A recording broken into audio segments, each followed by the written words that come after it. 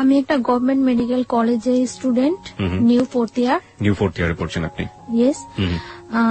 আমার বাবা বিজনেস করে, আর আমরা 2 বোন। 2 বোন? আপনি কি বড় না ছোট? আমি ছোট। আপনি ছোট, আপনার আরেকটি বড় বোন রয়েছে। উনি কি ম্যারিড না আনম্যারিড? ম্যারিড। ওকে, আপনাদের বাড়ি কোথায়? বরিশাল। ওকে, বরিশাল আসলে খুবই সুন্দর একটা শহর। বরিশালের বন্ধু যারা শুনছেন তাদেরকে বলি, বরিশাল আসলে খুবই সাজানো গোছানো, খুব সুন্দর একটা শহর। ওখানে শহরের মাঝখানে একটা পুকুর আছে, পুকুরটার নামটা কি মনে আছে? বিবির পুকুর বলে, বিবির পুকুর বলে। তো চলুন আপনার গল্পটা শুরু করি। ছায়া, কোথা থেকে শুরু করবেন? ছোট থেকে শুরু করি। জি প্লিজ, আপনি একটু জোরে বলবেন। হ্যাঁ, আপনার কথা শুনে মনে হচ্ছে যে আপনাকে আমরা স্টুডিওতে নিয়ে এসেছি, কোনো কিছু খাবার টাবার কিছু দেয়নি, একদম দুর্বল। হ্যাঁ, একটু জোরে বলতে হবে প্লিজ। ওকে, চলুন শুরু করে যাক। আমার ছোটবেলাটা বিশেষ করে শহরেই বেশি কেটেছে। আমি স্টুডেন্ট হিসেবে মোটামুটি ভালোই ছিলাম, তার জন্য আমাকে শহরে পড়াশোনা করানোর জন্য শহরে রাখা হয়েছে। আমি মতিঝিল আইডিয়াল স্টুডেন্ট ছিলাম। তো ওইখানে পড়াশোনা করতাম। ক্লাস 6 পর্যন্ত ওইখানে পড়ার পর আমি অসুস্থ হয়ে যাই। অসুস্থ হয়ে যাওয়ার পরে আমি আমার গ্রামে শিফট হই। শিফট হওয়ার পরে আমি আমাদের ওইখানে গভর্নমেন্ট গার্লসে ভর্তি হই। ওইখানে আমার পড়াশোনা হয়। আমি ক্লাস 5-এ বৃত্তি পেয়েছিলাম, ক্লাস 8-এও বৃত্তি পেয়েছিলাম, এবং ক্লাস 9-এ সায়েন্স থেকে পড়াশোনা। ওকে, এসএসসি আপনি সায়েন্স ব্যাকগ্রাউন্ড ছিল? Background science, SSC, higher math সহ। বাহ। আমার ক্লাস যখন আমি 7-এ পড়ি তখন একটা ছেলে আমাকে খুব ডিস্টার্ব করে, অফার করে জাস্ট, কিন্তু তখন আমি এই ব্যাপারটা সম্পর্কে কোনো অবহিতই না, কিছুই আমি জানি না। আপনি ক্লাস 7-এ থাকা অবস্থায় আপনি ফিলিংসটাই বোঝেন না যে আসলে ব্যাপারটা কি? তখন আমার মাথার মধ্যে শুধু একটাই ইয়ে ছিল যে আমি পড়াশোনা, এর বাইরে কিছু তেমন কিছু না। এবং আমি খুব চঞ্চল ছিলাম। আমার ফ্যামিলি ব্যাকগ্রাউন্ডের যত পার্সন আছে সবাই আমাকে খুব পছন্দ করতো। তারপর যখন আমি ক্লাস 7-এ যখন পড়ি তখন থেকে সবসময় আমার প্লেস ছিল 1। তো তারপর 7-এ যখন পড়ি তখন ওই ছেলেটা আমাকে ডিস্টার্ব করে। তখন আমি আমার বাসায় জানাই। ছেলেটা আসলে কে ছিল? ছেলেটা সম্পর্কে আমাদের একটু বলুন, যে আপনার পাড়ায় আশেপাশে থাকতো বা এরকম কিছু? আপনার বয়সের ডিফারেন্স কতটুকু ছিল? হ্যাঁ, আমার থেকে বয়সে 5 বছরের মতো ডিফারেন্স, কিন্তু ছোট ছিল আপনার 5 বছর? আমার 5 বছর বড় ছিল। আর ও পড়াশোনা সেরকম না, আমি ক্লাস 7-এ যখন পড়ি ও তখন ক্লাস 9-এ পড়ে। ওকে, ওর পড়াশোনার গ্যাপ ছিল এবং এসএসসি কমপ্লিট হয়নি, ওর গ্যাপ ছিল। পরে ডিস্টার্ব করে, তখন আমি আমার বাসায় জানাই। বাসায় জানানোর পরে আমার বাসায় বলতে আমি আমার কিছু কাজিনের কাছে জানাই। কাজিনের কাছে জানানোর পর আমার কাজিন কি করে ওকে রাস্তা থেকে ডেকে একটু শাসায় দেয় যে এরকম করবে না, এরকম করলে এরকম করবে। তো কিছুদিন চুপচাপ থাকে। চুপচাপ থাকার পর আমি আবার স্কুল যাই আসি, কোনো প্রবলেম করে না। কিছুদিন চুপচাপ থাকে। তারপর দেখা গেছে আমি যখন স্কুল যাই আমার সাথে যায়, আবার আমি যখন আসি তখন আমার সাথে আসে এবং নানা রকম সাউন্ড করে। কি ধরনের সাউন্ড করতো মনে আছে? হ্যাঁ, এইরকম যে ভালো লাগে বললেই তো হয়, কি প্রবলেম, আমরা কি চলি না, এরকম বিভিন্ন রকম সাউন্ড করে। তো সাউন্ড করে এইভাবে ক্লাস 7 শেষ হয়ে যায়, ক্লাস 8 শেষ হয়ে যায়। তো 8-এ যখন আমি বৃত্তি পরীক্ষা দেব, তো বৃত্তি পরীক্ষাটা আমাদের স্কুল থেকে একটু দূরে আরেকটা স্কুলে আমার সেন্টারটা। তো ওই স্কুলে যাই আমি বৃত্তি পরীক্ষা দেই। তো পরীক্ষার মধ্যে ও হলের পিছন দিয়ে ওয়াল টপকায় হলের ভিতরে ঢুকে। তো ভিতরে ঢোকার পরে আমার সাথে কথা বলার জন্য আমার দাঁড় করায়। তারপরে কথা বলার জন্য দাঁড় করানোর পরে আমি বলি যে আপনি আমাকে এইভাবে ডিস্টার্ব করতেছেন, আমার পরীক্ষা চলতেছে, এটা কিন্তু ঠিক না। তো তারপর আমি বাসায় এসে ফার্স্ট তো আমার কাজিনদের কাছে আমি আবারও বলি।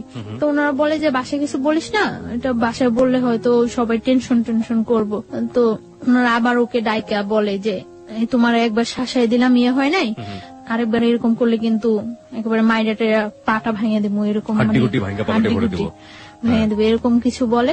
কারা বলতো? আপনার কাজিন বলতো? কাজিনরা বলতো। ছেলে। আপনার বাবা মাকে কাউকে জানাই না, আমার কোনো প্রবলেম হলে আমি ওদেরকেই জানাইতাম। আপনি বাবা মাকে কেন জানাতেন না এটা আমাদের একটু বলবেন? হেজিটেট ফিল করতেন নাকি কোনো ভয় পেতেন না কোনো সমস্যা? হ্যাঁ, হেজিটেট ফিল করতাম। দ্বিতীয়ত আমার আব্বু খুব একটু সেনসিটিভ টাইপের লোক, কোনো ভেজাল বা আমাদের ওইখানে যে আমার আব্বুকে পছন্দ করে না এরকম কেউ নাই। তো তার জন্য আমি আমার আব্বুকে কিছু বলতে পারতাম না। আব্বুকে আমি অনেক ভয়ও পাইতাম, কিছু বলতাম না। আপনি আপনার আব্বুকে অনেক ভয় পেতেন? আর আপনার মা? আমার মাকে ওদেরকেও আমি কিছু বলিনি, কারণ আমি যে কোনো প্রবলেম পড়লে ওদেরকে বললে এটা সলভ হয়ে যায়। এখানে আমি একটু নোট করতে চাই সবাইকে, দেখবেন যে এই বয়সে, বিশেষ করে ও কিশোরী বয়স, ক্লাস 7 এর কথা বলছে, এই সময়টায় বাবা কিংবা মা তার সন্তানের সবচেয়ে ভালো বন্ধু হওয়া প্রয়োজন। দেখুন, ওর জীবনে কিন্তু অনেক বড় একটা ঘটনা ঘটে যাচ্ছে এবং সেটা ও তার কাজিনদেরকে বলছে। সমস্যা কিন্তু জট পাকাচ্ছে, যেটা যদি বাবা মাকে বলতো তাহলে হয়তো সমস্যাটা অন্যভাবে হলেও সেটা সমাধান হতে পারত, কিন্তু সে তার বাবা মাকে বলেনি, কারণ তার বাবা এবং তার মা তার ক্ষেত্রে খুব বেশি ফ্রেন্ডলি না। খুব বেশি ফ্রেন্ডলি না হলে এই ঘটনাগুলো বা এই গল্পগুলো আসলে বলা যায় না। যাই হোক, তারপরে কি হলো? তারপর মানে ও চুপচাপ থাকে, অনেকদিন চুপচাপ থাকে। আমি ক্লাস 8 শেষ করি, 9 শুরু হয়, আমার 9ও প্রায় অর্ধেকটা শেষ হয়ে যায়। তারপর আমার কিছু মানে নিউ ফ্রেন্ড হয়, কিছু আগের ফ্রেন্ডরা আমার থেকে আগের ফ্রেন্ডরা দূরে সরে যায়, আবার কিছু নিউ ফ্রেন্ড হয় আমার। তো নিউ ফ্রেন্ডদের সাথে আমি খুব খুব চঞ্চল থাকি, খুব এনজয় করি, কিন্তু আমার পড়াশোনাটা খুব সিরিয়াসলি খুব ভালোভাবে চলছে আমার পড়াশোনাটা।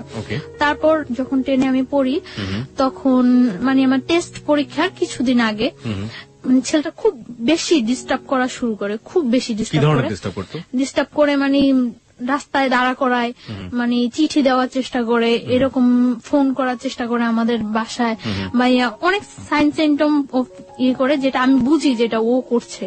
তো আমার কাছে জিনিসগুলো খুব খারাপ লাগে। তো একদিন আমি আমার স্কুলের মধ্যে যখন মানে আমার ফ্রেন্ডদের সাথে আমি ছিলাম, তো স্কুল থেকে বের হয়েছি মতন স্কুলের সামনে ও মানে আমাকে অনেক ফ্রেন্ডদের মধ্যে দাঁড় করায়, সব ফ্রেন্ডদের বলছে সরে যাওয়ার জন্য। সবাই সরে যাওয়ার পরে আমি খুব বিরক্ত হই, খুব রাফ বিহেভ করি ওর সাথে। কি করেন আপনি? দেখুন, আপনি রাফ বিহেভ না বলে আপনি বলুন যে আপনি যেটা করেছিলেন সেটাই। হ্যাঁ, রাফ বিহেভটা হলো আমি ওর সাথে খুব উচ্চ স্বরে কথা বলি। উচ্চ স্বরে কথা বলার পর মানে, কেন আমাকে দাঁড় করাইছেন, এইরকম করতেছেন কেন, আপনি কি আমার যোগ্য নাকি, এইভাবে আমি অনেক কথা বলি। গালি দিয়েছিলেন? না, গালি টালি না, আমি ওইটা কখনোই পারি না। তারপর মানে আমি একটু মজা করছিলাম। আমি একটু জানি যে ওই ছেলেটা তখন আপনার সাথে কি করলো, আপনি যখন রাগারাগি করছিলেন? ওকে চুপ করে বসেছিল? না, চুপ করে নাই, ও মানে দাঁড়ায় অনেক চোখগুলা অনেক লাল লাল লাল থাকতো, ওর চোখ টোক বড় করে অনেক ইয়ে হয়েছে। তো আমি এক পর্যায়ে আমি ছেলেটাকে একটা চড় মারি। এক পর্যায়ে ছেলেটাকে আমি কথা কাটাকাটি হয়, এক পর্যায়ে চড় মারি। এখন একটা স্কুলের সামনে অনেক স্টুডেন্ট থাকে, অনেক লোকজন ছিল, এমনকি মানে ওই স্কুলের সামনে ঝালমুড়ি আলারা পর্যন্ত ওর ফেভারিট ছিল, সবাই আমাকে মানে ওর কথা বলতো। তো চরমারি এটা ওর খুব গায়ে লাগে। গায়ে লাগার পরে কিছুদিন পর ও আমার একদিন স্কুলের মধ্যে যায়। আপনার স্কুলের মধ্যে যখন যাচ্ছে সেই ঘটনাটা আমি আসবো, তবে তার আগে আমাকে বলেন তো, এই ঝালমুড়িওয়ালাও তার ফেভারিট ছিল, মানে সবাই ফেভারিট ছিল, ব্যাপারটা ঠিক বুঝতে। ও কি একই স্কুলে পড়তো আপনার? না, আমি গার্লসে পড়তাম। আচ্ছা। ও বয়েজে পড়তো।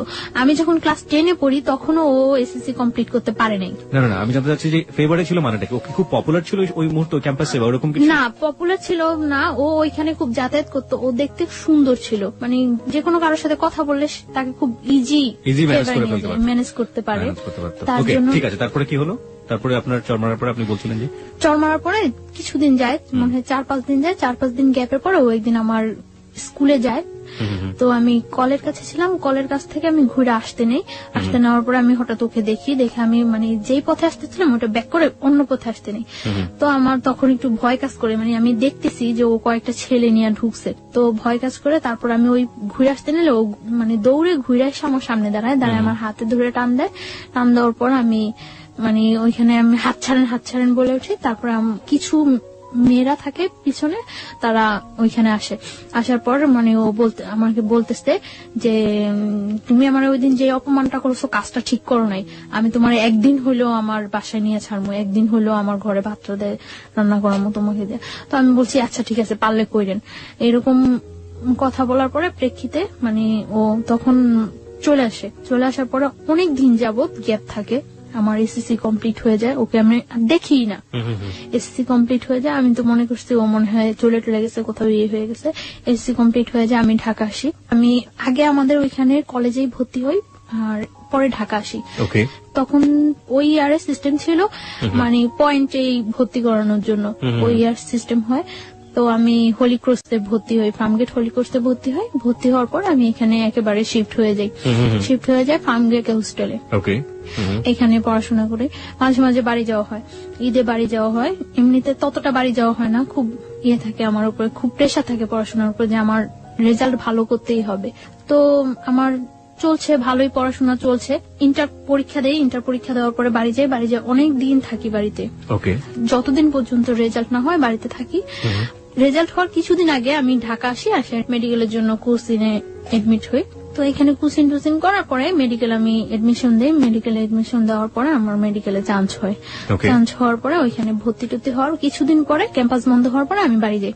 ফার্স্টলি বাড়ি যাওয়ার পরে আমি আমার ওই ফ্রেন্ডদের সাথে এমনি কন্ট্রাক্ট হয়।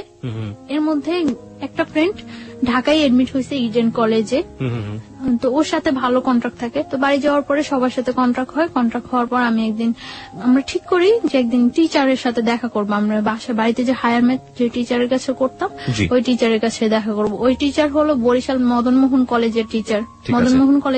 টিচারের সাথে দেখা করব।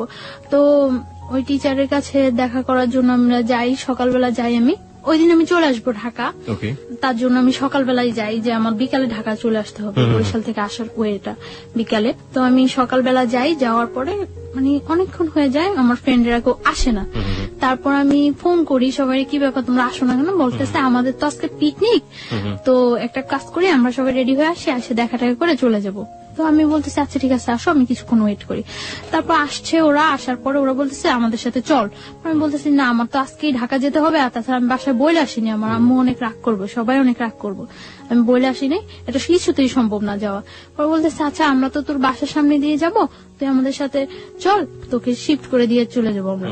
তো আমি আচ্ছা ওকে ঠিক আছে। তো আমি একটা মাইক্রো, ওরা এই মাইক্রোটাতে করে আসছিল, আমি ওই মাইক্রোতে ওরা উঠে আমি পথ থেকে নেমে যাবো, তো আমি লাস্টে উঠি।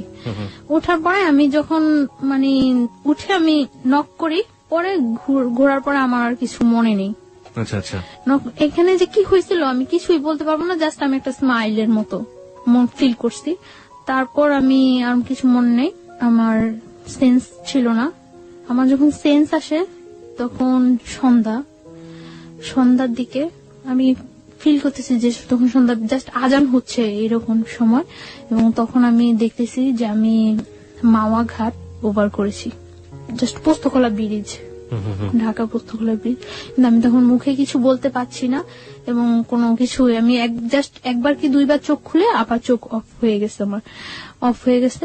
তারপর আমি আর কিছু বলতে পারবো না। যখন আমার সেন্স আসছে রাত্রে, তখন প্রায় 2:30 কি 3টা বাজে মনে হয়, আমি ওইরকম মনে হচ্ছিল আমার কাছে 2:30 কি 3টা বাজে। তখন আমি যে জায়গা, ওই জায়গাটা টাঙ্গাইল, মানে আমি ব্যাক আসার সময় দেখেছি যে ওটা টাঙ্গাইল, কিন্তু তখন আমি জানি না ওটা যে টাঙ্গাইল। আমি একটা বাসায় আছি, ওই বাসায় অনেক লোকজন আছে, এবং আমি এর মধ্যে যখন আমি মাওয়াতে পোস্তকলা ব্রিজ, মাওয়া ঘাট যখন শেষ হলো, পোস্তকলা ব্রিজে যখন আমি চোখ খুললাম, তখন আমি দেখছি যে আমার পাশে ওই ছেলেটা বসা, সামনে আরেকটা ছেলে বসা, মাইক্রোতে 2টা ছেলে, আর আমি সামনে যে ছেলেটা বসা, ওই ছেলেটাকে আমি কখনোই দেখি নাই, আর আমার সাথে পরিচিত না ছেলেটা। আপনি কি মাইক্রোতে তখন? তখন আপনি মাইক্রোর ভিতরে? তখন আমি এর মধ্যে যে 2বার চোখ খুললাম, তখন আমি দেখতে পেয়েছি যে আমার সামনে ছেলেটা ড্রাইভারের পাশে বসা, যাকে আমি কখনোই দেখিনি এর আগে, আর আমার পাশে ওই ছেলেটা। এবং তারপর তো রাত্রে আমি যেই বাসায়, যখন আমার সেন্স আসে তখন আমি ওই বাসায়, এবং আমি দেখি যে আমার চারপাশে অনেক লোকজন, ওই বাসার অনেক মেম্বার, বাট আমি তাদের কাউকে তো কখনোই দেখিনি, চিনিও না। তারপর আমি জিজ্ঞাসা করলাম যে আমি এখানে কেন আসছি এবং কিভাবে। তারপর বললো যে তুমি এখানে কোনো শব্দ করবে না, সাউন্ড করবে না, এখানে যদি কোনো সাউন্ড করো তোমারই কিন্তু প্রবলেম হবে, তো এখানে কোনো সাউন্ড টাউন্ড করবে না, চুপচাপ শুয়ে থাকো। তারপর বললাম যে কেন আমি চুপচাপ শুয়ে থাকবো, আমি এইখানে আসলাম কিভাবে, আমি তো এখানে আসা না, আমার তো আজকে ঢাকা যাওয়ার কথা। তারপর বলতেছে তুমি ঢাকায় আসো, প্রবলেম নাই। ওই বাসায় একটা মহিলা বলতেছে আমাদের, তুমি ঢাকায় আসো, প্রবলেম নাই, চুপচাপ শুয়ে থাকো, আমরা কিন্তু লোক বেশি ভালো না, বেশি সাউন্ড করবা একেবারে জবাই করে দেবো। আমি তারপর চুপচাপ শুয়েছিলাম। সকাল হওয়ার পর আমি দেখলাম যে ওই ছেলেটা আসছে ওই বাসায়, ওই বাসায় ছিল না, আমি ছিলাম ওই বাসায়, আসছে। এবং আসার পরে মানে এতক্ষণ তো আমি সবার সাথে কন্টিনিউ ছিলাম, আসার পরে আমাকে একটা রুমে আলাদা করে মানে বসিয়ে আমার হাত পা বেঁধে দেওয়া হয়েছে। বেঁধে তারপরে ও বলতেছে এবার বুঝছো আমার সাথে খারাপ ব্যবহার করার কি ফল, আমি তো তোমার আগেই বলছিলাম যে আমার সাথে রাফ বিহেভ করে কিছু করতে পারবো না, আমার সাথে খারাপ ব্যবহার করার ফল বুঝছো। পরে আমি বলছি যে আপনি কেন নিয়ে আসছেন আমাকে এখানে। পরে বলতেছে দেখো আমি তোমার নিয়ে আসছি, আমি তোমার কোনো ক্ষতি করবো না, তুমি আমাকে বিয়ে করো, সবকিছু ঠিক হয়ে যাবে, তুমি বিয়ের কন্ডিশনে তুমি যেটা বলবো সেটাই ওকে। পরে আমি বলছি কেন আমি আপনাকে বিয়ে করব? আমি তো আপনাকে বিয়ে করার প্রশ্নই জাগে না। আপনি নিজের অবস্থানটা আর আমার অবস্থানটা চিন্তা করেন। আমি একটা মেডিকেল স্টুডেন্ট আর আপনি একটা যে কোনো ওয়েই নেই আমার সাথে আপনার বিয়ে হওয়ার মতো। আমি কেন আপনাকে বিয়ে করবো? আপনি যে আমাকে এখানে তুলে নিয়ে আসছেন, এটা যদি কেউ জানে আপনার যে কি অবস্থা হবে একবার চিন্তা করছেন? পরে বলতেছে আমি তো তোমাকে তুলে নিয়ে আসছি, এটা তো কেউ জীবনে জানবো না, সবাই তো জানে তুমি আমার সাথে পালায় চলে আসছো। আমি বলছি হোয়াট, আমি আপনার সাথে পালায় আসছি মানে? পরে বলতেছে তোমাকে আমি নিয়ে আসছি তখন সকাল 8:30, আর 9:30টার মধ্যে অত্র এলাকার এমন কোন লোক নেই যে জানে যে তুমি আমার সাথে পালায় আসছো। আমি মানে কি? পরে বলতেছে তুমি তো এটাই বুঝলা না আমি যে কি করতে পারি। তোমাকে আমি নিয়ে আসার পরে আমার বন্ধু বান্ধব হইতে সবাই এলাকায় পাবলিশ করে দিছে যে তুমি আমার সাথে পালায় আসছো, আর তোমার সাথে যে আমার আগে থেকে একটা ইয়ে হইতেছিল এটা তো সবাই জানে। পরে আমি বলতেছি আশ্চর্য, এই কথা কেউ বিশ্বাস করবে না যে আমি আপনার সাথে পালায় আসছি। আমি আপনার সাথে পালায় আসতে যাবো কেন? পরে বলতেছে কেউ বিশ্বাস করবে না, কিন্তু করানো হয়েছে, সবাই এখন জানে যে তুমি আমার সাথে পালায় আসছো, বিশ্বাস করো না। তারপর ও কয়েকটা নাম্বারে ফোন দিল, ফোন দিয়ে সবাই একই কথা বলতেছে, মানে ওর পরিচয়টা ও না দিয়ে জিজ্ঞাসা করতেছে যে ওই মেয়েটার সম্পর্কে এই কথাটা শুনলাম, ওই মেয়েটা নাকি পালাই গেছে, এরকম এরকম সবাই একই কথা বলতেছে। হ্যাঁ মেয়েটা পালাই গেছে, কত খারাপ মেয়ে, বাবা কত কষ্ট করে পড়াশোনা করেছে, খুব বিশ্রী কমান্ড করতেছে সবাই আমার সঙ্গে। আমি কান্না শুরু করে দিচ্ছি। পরে বলতেছে কান্না করে কোনো লাভ নেই, যা হওয়ার হয়ে গেছে, তুমি মাইনে নাও, বিয়ে করো। আমি জীবনেও না। তারপর ও চলে গেছে। চলে যাওয়ার পরে দুপুরে আমাকে খাইতে দিচ্ছে, এই পর্যন্ত আমাকে কোনো কিছু খাইতে দেয়নি, দুপুরে আমাকে ওই বাসায় খাইতে দিছে শুটকি, বেগুন, ভাত খাইতে দিছে, যা আমি কখনোই খাইনি এর আগে। খাইতে দেওয়ার পর আমি খাই নাই। না খাওয়ার পরে ও এসে আমার বলতেছে সোজাসুজি খাও, না হলে কিন্তু মারবো। আমি বলছি আপনি আমাকে মারবেন কেন? আপনি মারার কি আমাকে? আমাকে আমার বাবা মা পর্যন্ত কখনো টাচ করে নেয়, আর আপনি মারবেন? পরে বলতেছে আমি মারার কে, তুমি দেখবা। পরে বলতেছে খাও। পরে আমি বলছি না আমি খাবো না, আমি এই খাবার খাবো না। পরে বলছি কি খাইবা? আমি বলছি আমি কিচ্ছু খাবো না, আমার বাড়িতে নিয়ে আসেন, আমার বাড়িতে দিয়ে আসেন। আপনারা আমার বাড়িতে না দিয়ে আসেন, আমার বাড়ি কারোর সাথে কন্ট্যাক্ট করতে দেন, সে এসে আমার বাড়ি থেকে লোকজন এসে আমাকে নিয়ে যাবো। ইম্পসিবল, তুমি তো তোমার বাড়ি থেকে আর কখন জীবনেও কন্ট্যাক্ট করতে পারবে না, তুমি আর জীবনেও তোমার বাড়ি কারোর কাছে যাইতেও পারবো না, কন্ট্যাক্ট করতে পারবে না। তারপর চলে গেছে। তো আমি আর কি বলবো, চুপচাপ ছিলাম, আমি খাইনি। তারপর রাত্রে আবার আসছে, রাত্রে এসে বলছে তুমি চিন্তা করছো, ডিসিশন নিছো, কি করবা? আমি বলছি ডিসিশন নেওয়ার কিছু নেই, আমার পক্ষে আপনাকে বিয়ে করা সম্ভব না। আর আগে তো যা ছিল এখন তো আরো আগে সম্ভব না। আপনি কত বড় একটা অপরাধ করছেন, আপনি আমার তুলে নিয়ে আসছেন না জানে, তারপরে আনছেন টানছেন সবার কাছে, আবার এটা প্রকাশ করে দিচ্ছেন আমি আপনার সাথে পালাই আসছি। কত খারাপ কাজ করছেন, ইম্পসিবল, আমি আপনাকে কখনোই বিয়ে করবো না।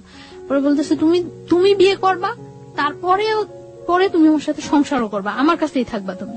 বলছে না আমি কখনো এই কাজ করবো না, আমি আপনার বিয়ে করবো না, আপনি যদি আমার মায়েরাও ফেলান তারপর আমি আপনাকে বিয়ে করবো না।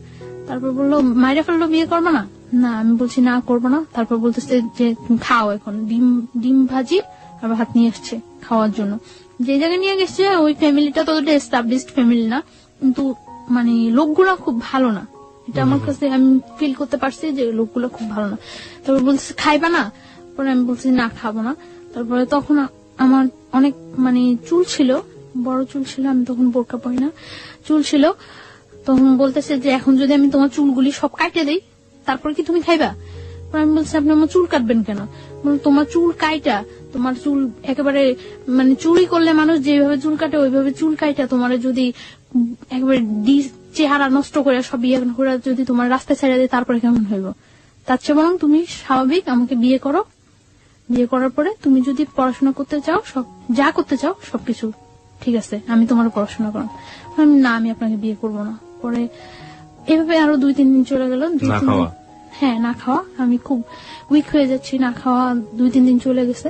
2-3 দিন চলে যাওয়ার পরে টর্চার করা শুরু করলো। টর্চার বলতে কি এমনিতে কোনো টর্চার না, জাস্ট চর মারতো। আর আমার মানে পা বাঁধা এইভাবে বাইধা রাখছিল, তো পায়ের নখের মধ্যে পাড়া দিয়ে দাঁড়ায় থাকতো, যেটা খুব পেন ফিল হতো, কারণ নখ তো খুব সেন্সিটিভ জায়গা, ওইখানে পাড়া দিলে খুব পেন ফিল হতো। তখন আমি মানে চিল্লাইতে চাইলে মুখ বন্ধ করে ধরে রাখতো। তো এইভাবে প্রায় 7-8 দিন চলে গেছে। 8 দিন 9 দিনের দিন 9 দিনের দিন আমি মনে করছি নিজে নিজে করতেছি যে এখান থেকে আমার, যেহেতু আমার ফ্যামিলি কেউ জানেই না আমি কোথায় আছি, আর এখান থেকে আমার খুঁজে বাই করা সম্ভব না যে আমি এইখানে আছি, যে খুঁজবো তারা খুঁজে যে বাই করবো, তারা কি আমার আদৌ খুঁজতেছে না এইটাই মনে করতেছে যে আসলে আমি পলাই গেছি, সেটাও তো আমি জানি না যে আমি কিভাবে শিওর হম যে হ্যাঁ আমার তারা খুঁজতেছে, তারা আমার খুঁজে নিবো, এই আশায় যে আমি বসে থাকবো, কিভাবে আমি শিওর হবো। তারপর আমি ইয়ে করলাম যে না, আমি ওর ওয়েতে রাজি হয়ে যাই, তবে কিছু কন্ডিশন দিয়ে। তারপর আসে রাত্রে আসার পর ওই বাসায় থাকে না, ওই বাসায় শুধু আমি থাকি। ওই বাসায় থাকে না, একটা ঘরের মধ্যে আমাকে আটকে রাখছিল। ঘরটা হলো অর্ধেক টিন অর্ধেক মাটি, এরকম ঘর। তো আমি তারপর আসার পরে আমি বলছি আচ্ছা ঠিক আছে, আমি আপনার বিয়ে করতে রাজি, তবে সত্য আছে। সত্য হলো আমার পড়াশোনা শেষ না হওয়া পর্যন্ত আমি আপনার সাথে কোনো রিলেশনে যেতে পারবো না। যেহেতু আমার ক্যারিয়ার আছে, আমি মেডিকেল স্টুডেন্ট, আমার এত কষ্ট করে যেহেতু আমি এতটুকু আসছি, আমার ইয়াটা শেষ হোক, সেটা আপনার জন্য বেটার হবে, আমার জন্য বেটার হবে। যেহেতু আপনিও ততটা এস্টাবলিশড না, তখনও একটা চাকরি করতো নাকি, ওই যে অনেকদিন আগে চলে আসছে দেশ থেকে, আর সে ঢাকা একটা চাকরি করতো। তো বললো যে এটা কি, এই কথা কি থাকবো? আমি বলতেছি হ্যাঁ এই কথা থাকবো, আমি পড়াশোনা করা পর্যন্ত আমাকে আপনি কোনো ডিস্টার্ব করবেন না, আমি তো বিয়ে তো করছি না। আর তারপরে বলতেছে ওকে। আপনি আসলে ডিস্টার্ব না করা বা রিলেশন বলতে আসলে কি বোঝালেন, যে ফিজিক্যাল রিলেশনের কথা? ফিজিক্যাল বা মেন্টালি বা ওর পরিবারে নিয়ে সংসার, যাবেন, মানে সবকিছু থেকে যাতে অ্যাভয়েড করতে পারি সবকিছু। আমি ওকে বললাম যে দেখেন, আপনি তো খুব ভালো করে জানেন যে আমি মেডিকেলে পড়াশোনা করি, আমার রেজাল্ট কি বা আমার ক্যারিয়ারটা কেমন হতে পারে। আর আমার ক্যারিয়ার, আমি যদি আপনাকে বিয়ে করি তাহলে তো আপনার ক্যারিয়ার, আমার ক্যারিয়ারের সাথে আপনিও তো জড়াই গেছেন, তাহলে আমার একটা ভালো ক্যারিয়ার হলে সেটা আপনার জন্য ভালো হবে। তো আপনি আমাকে কয়েকটা বছর সময় দেন, আমার ইয়েটা শেষ হোক, পড়াশোনাটা শেষ হোক, তারপরে আমি আপনার সব ওয়ে মাইনে নেব। সেই পর্যন্ত আপনি আমাকে কোন রকম জোড়াজুড়ি বা কোন রকম ইয়ে করতে পারবেন না। পরে বলতেছে আচ্ছা ঠিক আছে। তারপর মানে ওই দিন রাত্রে চলে যায়, সকালে ও একজন লোক নিয়ে আসে।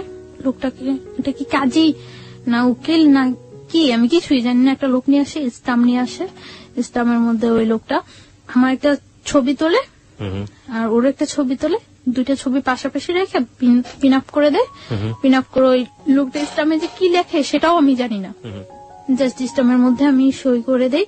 তাও আমি মানে সই করার সময় ভাবতেছি যে আমি কি সই করবো না করবো না করবো না করবো না, ওটা সারা জীবনের প্রশ্ন, কি করবো আমি। তখন আমি সই করার সময় ভাবতেছি, তখন ও আমার একটা চড় মারলো লোকটার সামনে একটা চড় মারার পরে বলতেছে যে আগেই তো কথা হয়ে গেছে, এখন আবার এরকম করার কি আছে। লোকটা মনে করতেছে না যে আমি তোমার জোর করে নিয়ে আসছি। পরে আমি আমার ফুল নেমটা অর্ধেক লিখি আর বাকিটা লেখি না।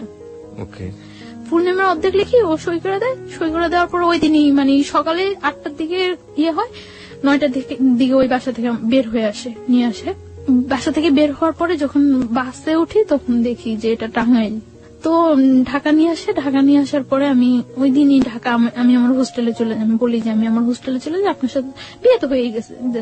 আমি হোস্টেলে উঠি। হোস্টেলে ওঠার পরে 2-3 দিন ভালো যায়, কোনো ইয়ে করে না। আমি আমার ফ্যামিলির সাথে যোগাযোগ করার চেষ্টা করি যে কি করব আমি এখন। আমার ফ্যামিলির সাথে যোগাযোগ করার জন্য অনেক চেষ্টা করি, বাট আমার ফ্যামিলির সাথে কোনো কন্ট্যাক্ট করতে পারি না। কেন পারেন না? মানে বাড়ির যে নাম্বারটা, ওই নাম্বারটা অফ থাকে, ওই নাম্বারটা অফ।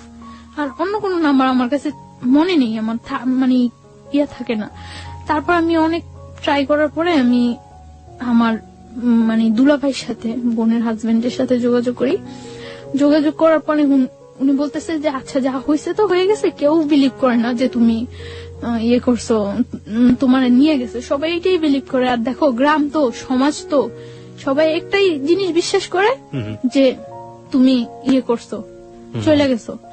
আর এখন যদি তুমি ফিরে আসো, এটা মানে কেউ মাইনা নিব না, এটা সবাই তোমার বরং ধিক্কার দিব। তো আমি তারপর বুঝে বলি, অনেক বলি, বলার পরে আমি ট্রাই করি আমার ফ্যামিলির কাছে ফিরে যাওয়ার জন্য, কিন্তু তারা কেউ আমাকে নেওয়ার ইয়ে করে না। তখন আমার যে দুলাভাই, ওনার সাথে আমার বোনের জাস্ট ইয়ে হয়, এঙ্গেজ হয়, বিয়ে হয় না। তখন বলে যে দেখো এইটার কারণে হয়তো তোমার বোনের অনেকটা ইয়া ফিল করতে হতে পারে। তো উনি এই কথা বলার পরে আমি মানে চুপচাপ থাকি। তারপর উনি বলে যে তুমি যেভাবে আসো ওইভাবে থাকো, তোমার যতটা হেল্প প্রয়োজন সব আমি করব, কেউ ইয়ে করবে না। তোমার হেল্পের প্রয়োজন, আমি যতটা ইয়ে করার প্রয়োজন আমি করব, তুমি পড়াশোনা করতে থাকো, আমি ট্রাই করব তোমাকে যথাসম্ভব বাহিরে পাঠিয়ে দেওয়ার জন্য। কারণ তুমি বাহিরে গেলে গিয়ে তো ওরা আয়ত্তার বাইরে চলে যাবে। জানালেন না ব্যাপারটা? হ্যাঁ জানাই, কিন্তু তারা কেউ আমাকে নেওয়ার জন্য আগ্রহ ফিল করে না। আপনি আমাকে একটু বলেন তো, খুলেই বলেন যে আপনি ফার্স্ট কখন বাবা আমাকে জানালেন, কি রিয়াক্ট করলো, আমি একটু জানতে চাই। This is a very important part of this story. হ্যাঁ, আমি যখন মানে ঢাকা আসি হোস্টেলে উঠি। হোস্টেলে ওঠার পরে তখন আমার কাছে কোনো টাকা পয়সা কিছুই থাকে না। তো হোস্টেলে ওঠার 2-3 দিন পরে আমি আমার একটা ফ্রেন্ডের নাম্বার থেকে আমার বাড়িতে ফোন করি। ফোন করার পরে বাড়ির নাম্বারটা অফ। এভাবে আরো 4-5 দিন চলে যায়, আমি কারোর সাথে কন্ট্যাক্ট করতে পারি না। তারপরে আমি হঠাৎ একদিন আমি আমার বই নাড়তেছি, বইয়ের মধ্যে আমার ওই দুলাভাইয়ের নাম্বারটা পাইছি। পাওয়ার পরে আমি আমার দুলাভাইয়ের কাছে ফোন দিছি। দুলাভাইয়ের কাছে ফোন দেওয়ার পরে ভাইয়াকে আমি সব বললাম। আপন দুলাভাই এটা? হ্যাঁ। ওকে। সবকিছু বলার পর আমার ভাইয়া বলল যে কেউ আমাকে এখন নেওয়ার জন্য প্রস্তুত না। তারপর আমি আমার মার সাথে কথা বললাম। তারাও কোনো ইয়ে করতেছে না যে তুমি যা হয়েছে তুমি চলে আসো, আমরা তোমার আবার নতুন করে পড়াশোনা করবো, আমাদের কাছে রাখবো, কোনো ইয়ে হবে না। কিন্তু তারা কেউ এরকম কোন, সবার একটাই ক্ষোভ আমি চলে আসছি। সবাই জানে যে আমি পালাই আসছি, কিভাবে আসলাম, এতটা ইয়ে করলো তারা আমার জন্য। সবাই আমাকে খুব ঘৃণা করে। তখন আমি ফিল করি যে সবাই আমাকে খুব ঘৃণা করে। তখন আমার মধ্যেও রাগ হয় যে আমি এতটা তাদেরকে সাপোর্ট দিছি, তারা যেইভাবে চাইছে আমি ঠিক ওইভাবে পড়াশোনা করছি, ওইভাবে ইয়ে হয়েছি। এই মানুষগুলো আমাকে এতটা ভালোবাসতো, আর সামান্য কয়টা দিনের ব্যাপারে এই মানুষগুলো আমার এতটা অবিশ্বাস করে। আমার মধ্যেও খুব রাগ হয় তখন যে আমি বারবার ফোন করতেছি, বারবার চেষ্টা করতেছি তাদের কাছে যাওয়ার জন্য, কিন্তু কেউ রেসপন্স করতেছে না। একটা লোক বলতেছে না যে আচ্ছা তুমি আসো, বা আমরা আসতেছি তোমার নিয়ে যাবো, বা তুমি আমাদের কাছেই থাকবা, আগের মতো যা হয়েছে সব ভুলে যাও। কেউ আমাকে এই সাপোর্টটা দেয় না। সবাই বলে যে এই কাজটা তুমি কিভাবে করলা, এই কাজটা তুমি কিভাবে করলা। কেউ আমার কথা বিশ্বাসই করে না যে আমি এই কাজটা করি নাই। প্রত্যেকটা মানুষ আমাকে ধিক্কার দেয়, প্রত্যেকটা মানুষ, যে মানুষগুলো আমাকে এত ভালোবাসতো ওই মানুষগুলো প্রত্যেকটা মানুষ ধিক্কার দেয়। তারপর আমি ইয়ে করি যে যা হয়েছে তারা যখন আমার চাই না, আমি আমার নিজে পাই যেইভাবেই হোক দাঁড়াইতে হইবই, আমি যেইভাবেই হোক আমার পড়াশোনাটা চালিয়ে যেতে হবে। এর জন্য যদি আমার ওই ছেলের সাহায্য নিতে হয় আমি তাও নিব। তারপর আমার ভাইয়া বলে যে তোমাকে যতটুকু সাপোর্ট করে আমি করবো, তবে আমি এটা করতে পারবো না যে তোমার আমি নিয়ে আসবো, এটা আমি পারবো না। তোমাকে আমি সাপোর্ট করবো, তুমি পড়াশোনা করতে থাকো, আমি ট্রাই করতে থাকি তোমাকে যেভাবে হোক বাহিরে পাঠিয়ে দেওয়ার জন্য। বাহিরে পাঠাইলে তোমার ক্যারিয়ারটাও ঠিক হয়ে যাবো, তুমি কয়েক বছর বাইরে 4-5 বছর বাইরে থাইকে আসলে সবকিছু দেখবে ঠিক হয়ে যাবো। তারপর আমি ভাইয়ার কথা মতো ইয়ে করতে থাকি। তো এটা যেভাবে হোক জানতে পারে যে আমি আমার ফ্যামিলিতে কন্ট্রাক্ট করছি, জানতে পারে। জানার পরে ও হোস্টেলে এখানে নানা রকম প্রবলেম করা শুরু করে। তো হোস্টেলে এখানে নানা রকম প্রবলেম করার পরে হোস্টেল থেকে আমাকে বলে দেয় যে দেখো তুমি ছাড়াও এখানে আরো অনেক মেয়েরা থাকে, সো এরকম প্রবলেম করলে তো সমস্যা, কি হয়েছে ব্যাপারটা বলো। আমি তাদেরকে কিছু বলতে পারি না, কারণ এই ব্যাপারটা কি বলার মতো কোনো ওয়ে আছে যে আমি তাদেরকে বলবো। তারপর আমি ইয়ে করি যে আমি ওরা বলি যে কি চান আপনি, যে এইভাবে ডিস্টার্ব করতেছেন, আমি হোস্টেলে প্রবলেম হচ্ছে, আমার পড়াশোনার প্রবলেম হচ্ছে, কি চান। তো ও বলতেছে যে দেখো তুমি আমার বাসায় থাকো, আমার বাসায় থাকতে তো কোনো প্রবলেম নেই, বাসায় থাকো, বাসায় থেকে পড়াশোনা করো, তাহলে আমি তোমার একটা টেক কেয়ারও করতে পারবো। পরে আমি বললাম আচ্ছা ওকে, আমি আপনার বাসায় যাবো। পরে ওর বাসায় নিয়ে যায়। ওদের বাসায় ওর মা, ওর বোন, ও থাকে, 3 জন থাকে। ওদের বাসা নিয়ে যায়। বাসা নিয়ে যে ওর বলে যে সবাইরে বলে যে ওর সাথে কখনো কোনো রাগ বিহেভ হবে না, কোনো জোর হবে না, ও এখানে থাকবে, পড়াশোনা করবে, ওর মতো থাকবে ও। তো আমি ওই বাসায় থাকি। ওকে আপনাকে পরিচয় করিয়ে দেয় যে ও আমার বউ? হ্যাঁ, ওই ফ্যামিলি সবাই জানে যে ওইভাবে বিয়ে করেছে। কিভাবে বিয়ে করেছে সেটাও কি জানে না, কারণ না জানলে ওর মানে যখন আমরা টাঙ্গাইল ছিলাম তখন ওর বাড়ি থেকে ওকে সাপোর্ট দিছিল এবং টাকা পয়সার ব্যাপারেও হেল্প করছিল। সো না জানলে তো পসিবল না এটা। ওকে এক বাবার একটাই ছেলে ছিল? না। কয় ভাই বোন ছিল ওরা? ওর 2 ভাই 1 বোন। ওই বড় ছিল সবার? হ্যাঁ, ও বড়। ওকে, বাবা কি করতেন ওনার? বিজনেস। ওকে, ঠিক আছে, চলুন। তারপর ওর বাসায় যাওয়ার পর ও ইন্ট্রোডিউস করে দেয় সবার সাথে এবং সব বলে যে যাতে আমার উপর কোনো প্রেশার ক্রিয়েট না করে। তো ওই বাসায় থাকি, আমি পড়াশোনা করতেছি, ভালো ইয়ে করতেছি, কিন্তু আমার মনের মধ্যে সবসময় একটা ভয় কাজ করতো যে ওর বাসায় আছে, ও তো খারাপ, ও খারাপ না হলে এই কাজটা জীবনেও আমার সাথে করতে পারতো না। সো কখন যেন ও কি করে সবসময় আমার মনের মধ্যে একটা ভয় কাজ করতো। এবং আমি খুব দিন দিন খুব অসহায়, সবসময় মনে হতো যে দুনিয়াতে আমার কেউ নাই, আমি খুব অসহায় এরকম ফিল করতাম আমি। কারণ কারো কাছে আমি না প্রকাশ করতে পারতাম, না কারো কাছ থেকে কোনো সাহায্য নিতে পারতাম। তো আমার ভাইয়ার কাছে, আমি কলেজে যাই ভাইয়ার কাছে ফোন দিতাম। ফোন দেওয়ার পরে ভাইয়া বলতো যে যেহেতু ও তোমার উপর কোনো প্রেশার করছে না, তুমি থাকো, আমি যতদিন পর্যন্ত তোমার বাহিরেও যাওয়ার ওয়েট না করতে পারতেছি ততদিন পর্যন্ত তুমি থাকতে হইবে এখানে। তো তারপর আমি কলেজে যাই, পড়াশোনা করি, কোনো ইয়ে করি না। তো আমি সকাল 7টার দিকে কলেজে চলে যেতাম। কলেজ শেষ করার পর আমি আমি একটা স্যারের সাহায্য নিয়ে আমি একটা হসপিটালে কলেজ শেষ করার পরে প্র্যাকটিস করি, ওই স্যারের কাছে হসপিটালে প্র্যাকটিস করি ধানমন্ডিতে। ওকে, ধানমন্ডিতে একটা হসপিটালে প্র্যাকটিস করি। তো তারপরে এই প্র্যাকটিস করে আমি বাসায় ফিরতাম রাত্র 10টা 11টা, যতটা সময় ওদের থেকে বাইরে থাকা যায় বাসায় ফিরতাম। তো যাইও আমি দেখা যেত বাসায় যাইও আমি ঘুমাইতাম না, খুব ভয় থাকতো আমার মনের মধ্যে যে কি হয় একটা সবসময় একটা ভয় কাজ করতো। এবং আমার পড়াশোনা হইতেছে, আমার পরীক্ষা হয়, পরীক্ষার পর আমার রেজাল্ট খারাপ হয়, রেজাল্ট খারাপ হওয়ার পর আমি ফিল করতে পারতেছি যে এই ব্যাপারটা আমার পড়াশোনায় খুব হয়ে যায়। তখন মেডিকেল আপনি কোন ইয়ার স্টুডেন্ট? ফার্স্ট ইয়ার দিচ্ছেন আপনি, মানে ফার্স্ট ইয়ার ফাইনাল দিচ্ছেন? ফার্স্ট ইয়ার ফাইনাল দিচ্ছি। তো তারপর আমি করি যে এইভাবে তো চলতে পারে না, এইভাবে কিভাবে আমার যেভাবেই হোক ওদের সাথে আমার মানায় যাইতেই হইবে, যেভাবেই হোক এইভাবে আমার পড়াশোনার ক্ষতি হইতেছে। তো রেজাল্ট খারাপ হয়, তারপর আমি আবার ভালো করে পড়াশোনা করা শুরু করি। আমি সারাদিন বাইরে থাকলেও সারা রাত জেগে পড়াশোনা করি, তো আমার শরীর খুব হয়ে যেতেছে। ওই ছেলেটা কি করতো ওই সময়টাতে আপনার? ও একটা জব করতো। না, আপনার সাথে কি ধরনের আচরণ করতো? না, আমার সাথে ও সবসময় ভালো আচরণ করতো, কিন্তু ও শুধু একটাই চাইতো যে আমি ওর কাছ থেকে কোনো হেল্প নিতাম না, টাকা পয়সা কোনো। ও আমার প্রায় সময় এটা জিজ্ঞাসা করতো যে আমি এটা কিভাবে করি, কিন্তু এটা তো আমার ভাই আমার সুন্দরবন কুরিয়ার সার্ভিসে আমার জন্য সবসময় টাকা পাঠিয়ে দিত। আমি বললেই হতো যে ভাই আমার টাকা লাগবে, এটা লাগবে, হ্যাঁ দুলাভাই পাঠিয়ে দিত। তো এর মধ্যে আমি পাসপোর্ট করে সবকিছু আমার জমা দেওয়া হয়ে গেছে। বাইরে আমি অ্যাপ্লাই করছি। কোন দেশে অ্যাপ্লাই করেছিলেন? কানাডাতে চলে যাওয়ার জন্য। কানাডাতে যাওয়ার জন্য স্টুডেন্টের ভিসা কানাডায় যাওয়ার জন্য করছি, অ্যাপ্লাই করা হয়েছে। তো লাস্ট 2011 লাস্ট ইয়ার লাস্ট দিন 31st নাইট এ পর্যন্ত ভালোই ওই বাসায় থাকতাম। এই সময়টাতে আপনার যেহেতু উনি অবৈধভাবে হোক বৈধভাবে হোক যেভাবে হোক জোর করেই হোক উনি আপনার হাজবেন্ড হয়ে গিয়েছেন, সুতরাং হাজবেন্ড তার ওয়াইফের কাছে একটা সম্পর্ক দাবি করতেই পারেন। এই সময়টাতে কি কোনো ধরনের কোনো ইন্টিমেসি আপনাদের? কখনোই আমার উপরে এরকম কিছু করতো না, কোনো ফিজিক্যাল বা আমি কোথায় যাই কেন যাই কোনো ইন্টারফেয়ার, শুধু ওর হইতো যে ওর বাসায় থাকতে হবে, এইটাই। মানে কখনো আপনার ফ্রিডম নিয়ে কোনো অত্যাচার করতো না, কিছু করতো না, শুধু একটা কথা আমার বাসায় থাকতে হবে। হ্যাঁ, বাসায় থাকতে হবে। ও মনে করতো যে হয়তো বা ওর বাসায় থাকলে আমি সেফ আছি, কিছু করতে আসছি না বাহিরে। কোন ধরনের অত্যাচারও করেনি, মানসিক বা শারীরিক? না, শারীরিক কোনো অত্যাচারও করতো না। তো আমি দেখা যেত বেশিরভাগ সময় বাহিরে খাইতাম, বাহিরে থাকতাম। আমি আপনার শাশুড়ি বলাটা ঠিক হচ্ছে না কিনা জানি না, ওর বাড়ির যে অন্যান্য যে মানুষজন যারা ছিলেন তারা কি ধরনের আচরণ করতেন আপনার সঙ্গে? হ্যাঁ, আমার শাশুড়ি মানে ওর মা ফিল করতে পারতো যে আমি ওকে খুব ডিসলাইক করি এবং আমি আজকে হোক কালকে হোক চলে যাবো, এটা উনি ফিল করতে পারতো। উনি সবসময় বলতো যে এই মেয়ের জন্য এত কিছু করতেছোস, এই মেয়ের পড়াশোনা করানোর জন্য, এই মেয়ের জন্য এত কিছু করতেছ, মেয়ে থাকবো না। তো সবাই বলতো, মানে উনি আপনার সাথে কোনো খারাপ আচরণ করতো না, আমার সাথে কোনো করতো না। আমার সাথে জাস্ট মানে আমি খুব কথা বলতাম না বাসায়, যে সবসময় আমি চুপচাপ থাকতাম, অফ থাকতাম সবসময়। যতটা টাইম বাসায় থাকতাম বেশিরভাগ টাইমে বই নিয়ে বসে থাকতাম, এরকম। মানে আমি না পড়লেও দেখাইতাম যে আমি পড়তেছি, যাতে কেউ ডিস্টার্ব না করে, যাতে কেউ কথা বলতে না আসে। তো আমি শুনতাম উনি বলতো যে এই মেয়ে থাকবো না, এই মেয়ে তো চলে যাইবই, এই মেয়ে তো চলে যাইবই, কারণ যে করার মতো সংসার করার মতো ওই মেয়েই ডিফারেন্স, ও চলে যাইবই। তো মানে উনি ফিল করতো এবং উনি ফিল করতো যে আমি ওদেরকে খুব ডিসলাইক করে, এটা উনি ফিল করতো এবং উনি এটা বলতো বারবার।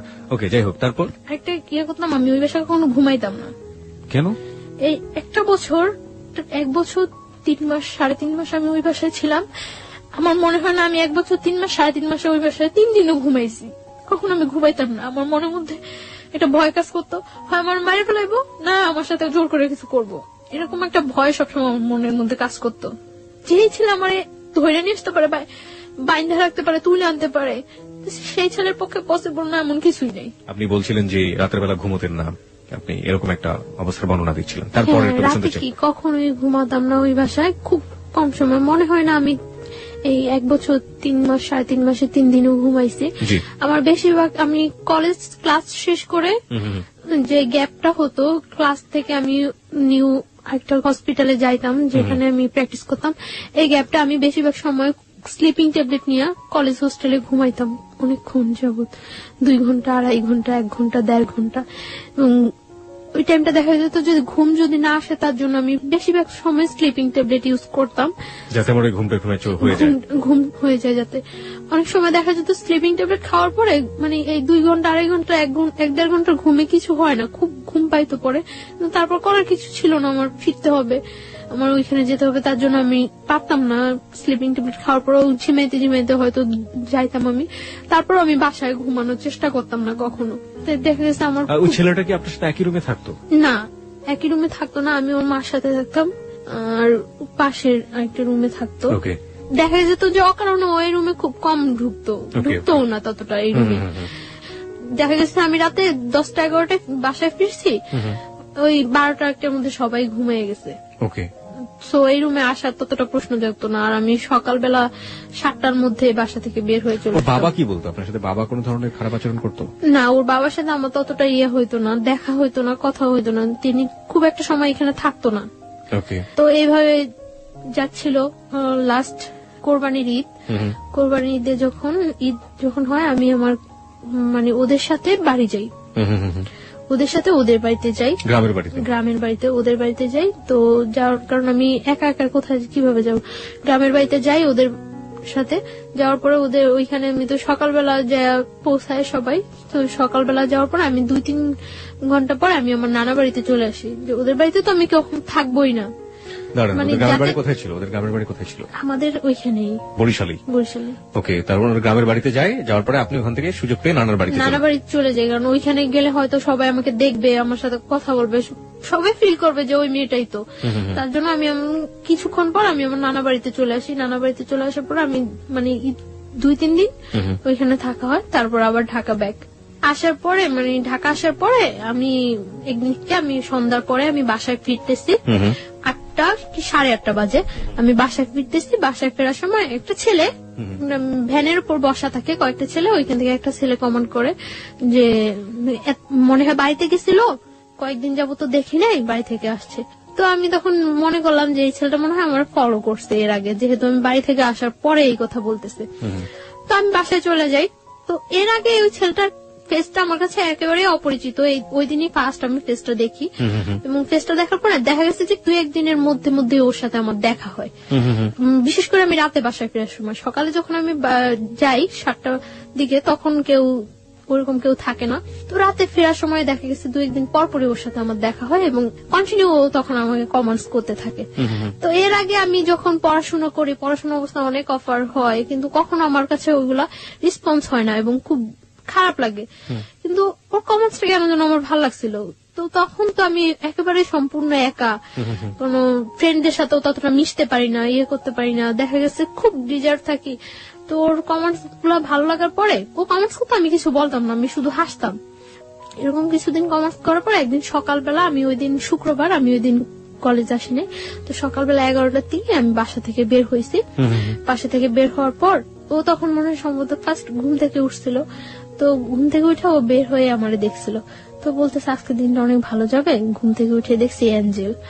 তো আমি হাসা দিছি, হাসছিলাম, হাসার পর কিভাবে দেখলো আপনাকে? মানে আপনি তো আপনার ওই আগের বাসাতেই থাকতেন। হ্যাঁ, ওই বাসাটা আর ওই বাসা, ওদের বাসাটা কাছাকাছি, একদম কাছাকাছি একদম। কোথায় ছিল বাসা? ঢাকার? এটা ঢাকার এলাকার নাম বললে কোনো সমস্যা নেই, আপনি ছেলের নামও বলেনি, কোনো সমস্যা নেই। কোথায় ছিল বাসাটা?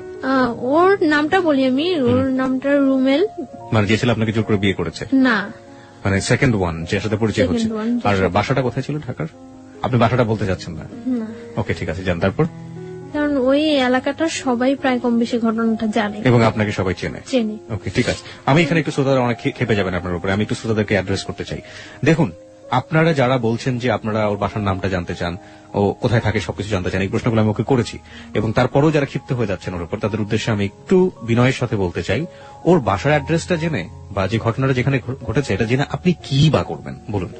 আপনার এখানে বলতে চাচ্ছি না এই কারণে যে আমি তো সম্পর্কটা থেকে এখনো বিচ্ছিন্ন না। এক্স্যাক্টলি, আমরা গল্পের শেষ পর্যন্ত যাবো, সেটা আপনি আগে থেকে কিছু বলে দিন না। আমরা একটা জিনিস বলি আপনাকে, সেটা হচ্ছে তাদেরকে বলবো যে প্লিজ আমরা গল্পটা থেকে সবাই যে জিনিসটা নেবার চেষ্টা করবো সেটা হচ্ছে মোরাল লেসনটা আসলে কি, ভুলটা আসলে কারা কারা করেছে, কোন কোন জায়গাগুলোতে ভুল হয়েছে, বাসার ঠিকানা জেনে কিংবা ওর পার্সোনাল লাইফ সম্পর্কে আরো বেশ কিছু জেনে, ও কোথায় থাকে সেটা জেনে আসলে ওর কতটুকু কি ওর আমরা করতে পারবো। হ্যাঁ, সেই হেল্পের জায়গাটা যদি কিছু থেকে থাকে, করার থাকে, তাহলে ও যতটুকু বলবে ততটুকুই আসলে এনাফ। আমরা ওই শ্রদ্ধার জায়গাটুকু যিনি গেস্ট হয়ে আসেন, অতিথি হয়ে আসেন, তার প্রতি যেন বজায় রাখি। জি প্লিজ, তারপরে বলুন।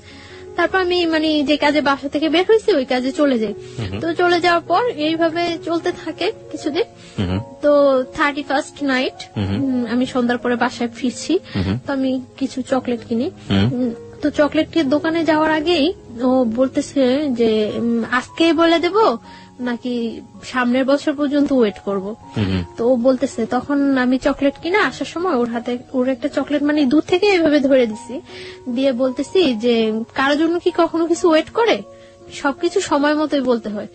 আর এই যে একটা বছর গেছে গিয়ে, এরকম একটা বছরের মতো একটা জীবনও চলে যেতে পারে। সো কারোর জন্য কখনো কিছু ওয়েট করানো উচিত না।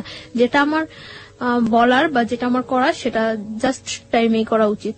তো ওই কথাটা বলার পর আমি এই কথাটা বলে আমি সাথে সাথে কিছু না বলে সাথে সাথে চলে আসতেছি। ও আমার পিছনে আসতেছে। তো আসে আমার বাসার গলির মধ্যেই, মানে যে বাসা আমি যাবো ওই বাসার গলির মধ্যে ও বললো যে জাস্ট 1 মিনিট একটু দাঁড়ান। তো আমি দাঁড়াইলাম, দাঁড়ানোর পরে বলতেছে আপনার নামটা জানতে পারি? তো আমি আমার নামটা বললাম। বলার পর ও বলতেছে যে আপনার ফোন নাম্বারটা জানতে পারি? সরি, আমার ফোন নাম্বারটা তো দেওয়া যাবে না। পরে বলতেছে যে এই চকলেটটা নিয়ে যান, আজকে যদি আপনার ফোন নাম্বারটা আমাকে দিতেন সেটাই আমার জন্য বড় গিফট হতো। আমি বললাম যে আমি চকলেটটা নিয়ে আপনি ব্যাগ দিলে নিয়ে যেতে পারি, বাট আমি আমার ফোন নাম্বারটা দিতে পারবো না। তো বলতেছে দিবেন না? আমি বলতেছি না, ফোন নাম্বারটা দেবো না। পরে বলতেছে চকলেটটা দিয়ে দিবেন? পরে বলতেছে না, চকলেটটা নিয়ে চলে গেছে। চলে যাওয়ার পর তো 1st জানুয়ারি ওর সাথে আমার দেখা হয় নাই। তো 2nd 3rd জানুয়ারিতে ওর সাথে আবার আমার সাথে দেখা হয়েছে।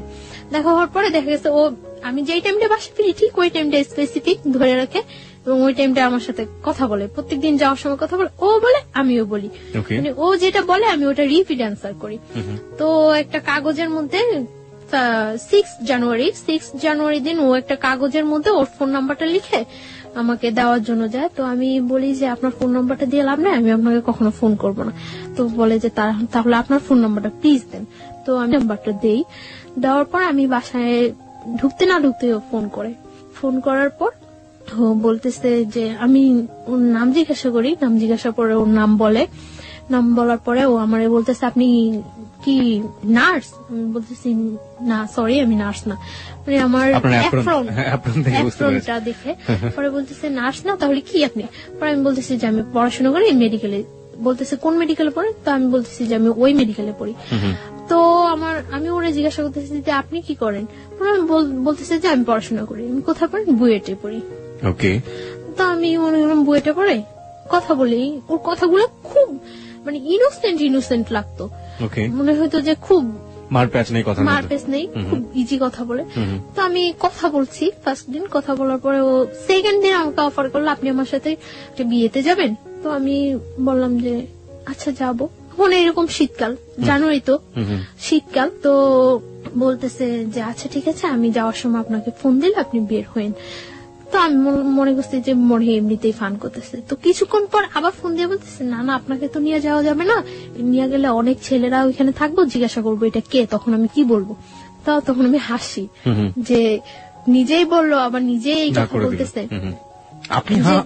আপনি ইয়েস বলেছিলেন কোন সাহসে? কারণ আপনি তো এমন একটা বাসায় থাকেন যেখান থেকে না আমি যাব না সেটা আমি শিওর ছিলাম যে আমি ফান করে আপনি আমি বুঝছিলাম, কারণ ওর কথাগুলো বললাম না খুব ইনোসেন্ট, সাহসের খুব অভাব ছিল ওর মধ্যে, সাহসের খুব অভাব।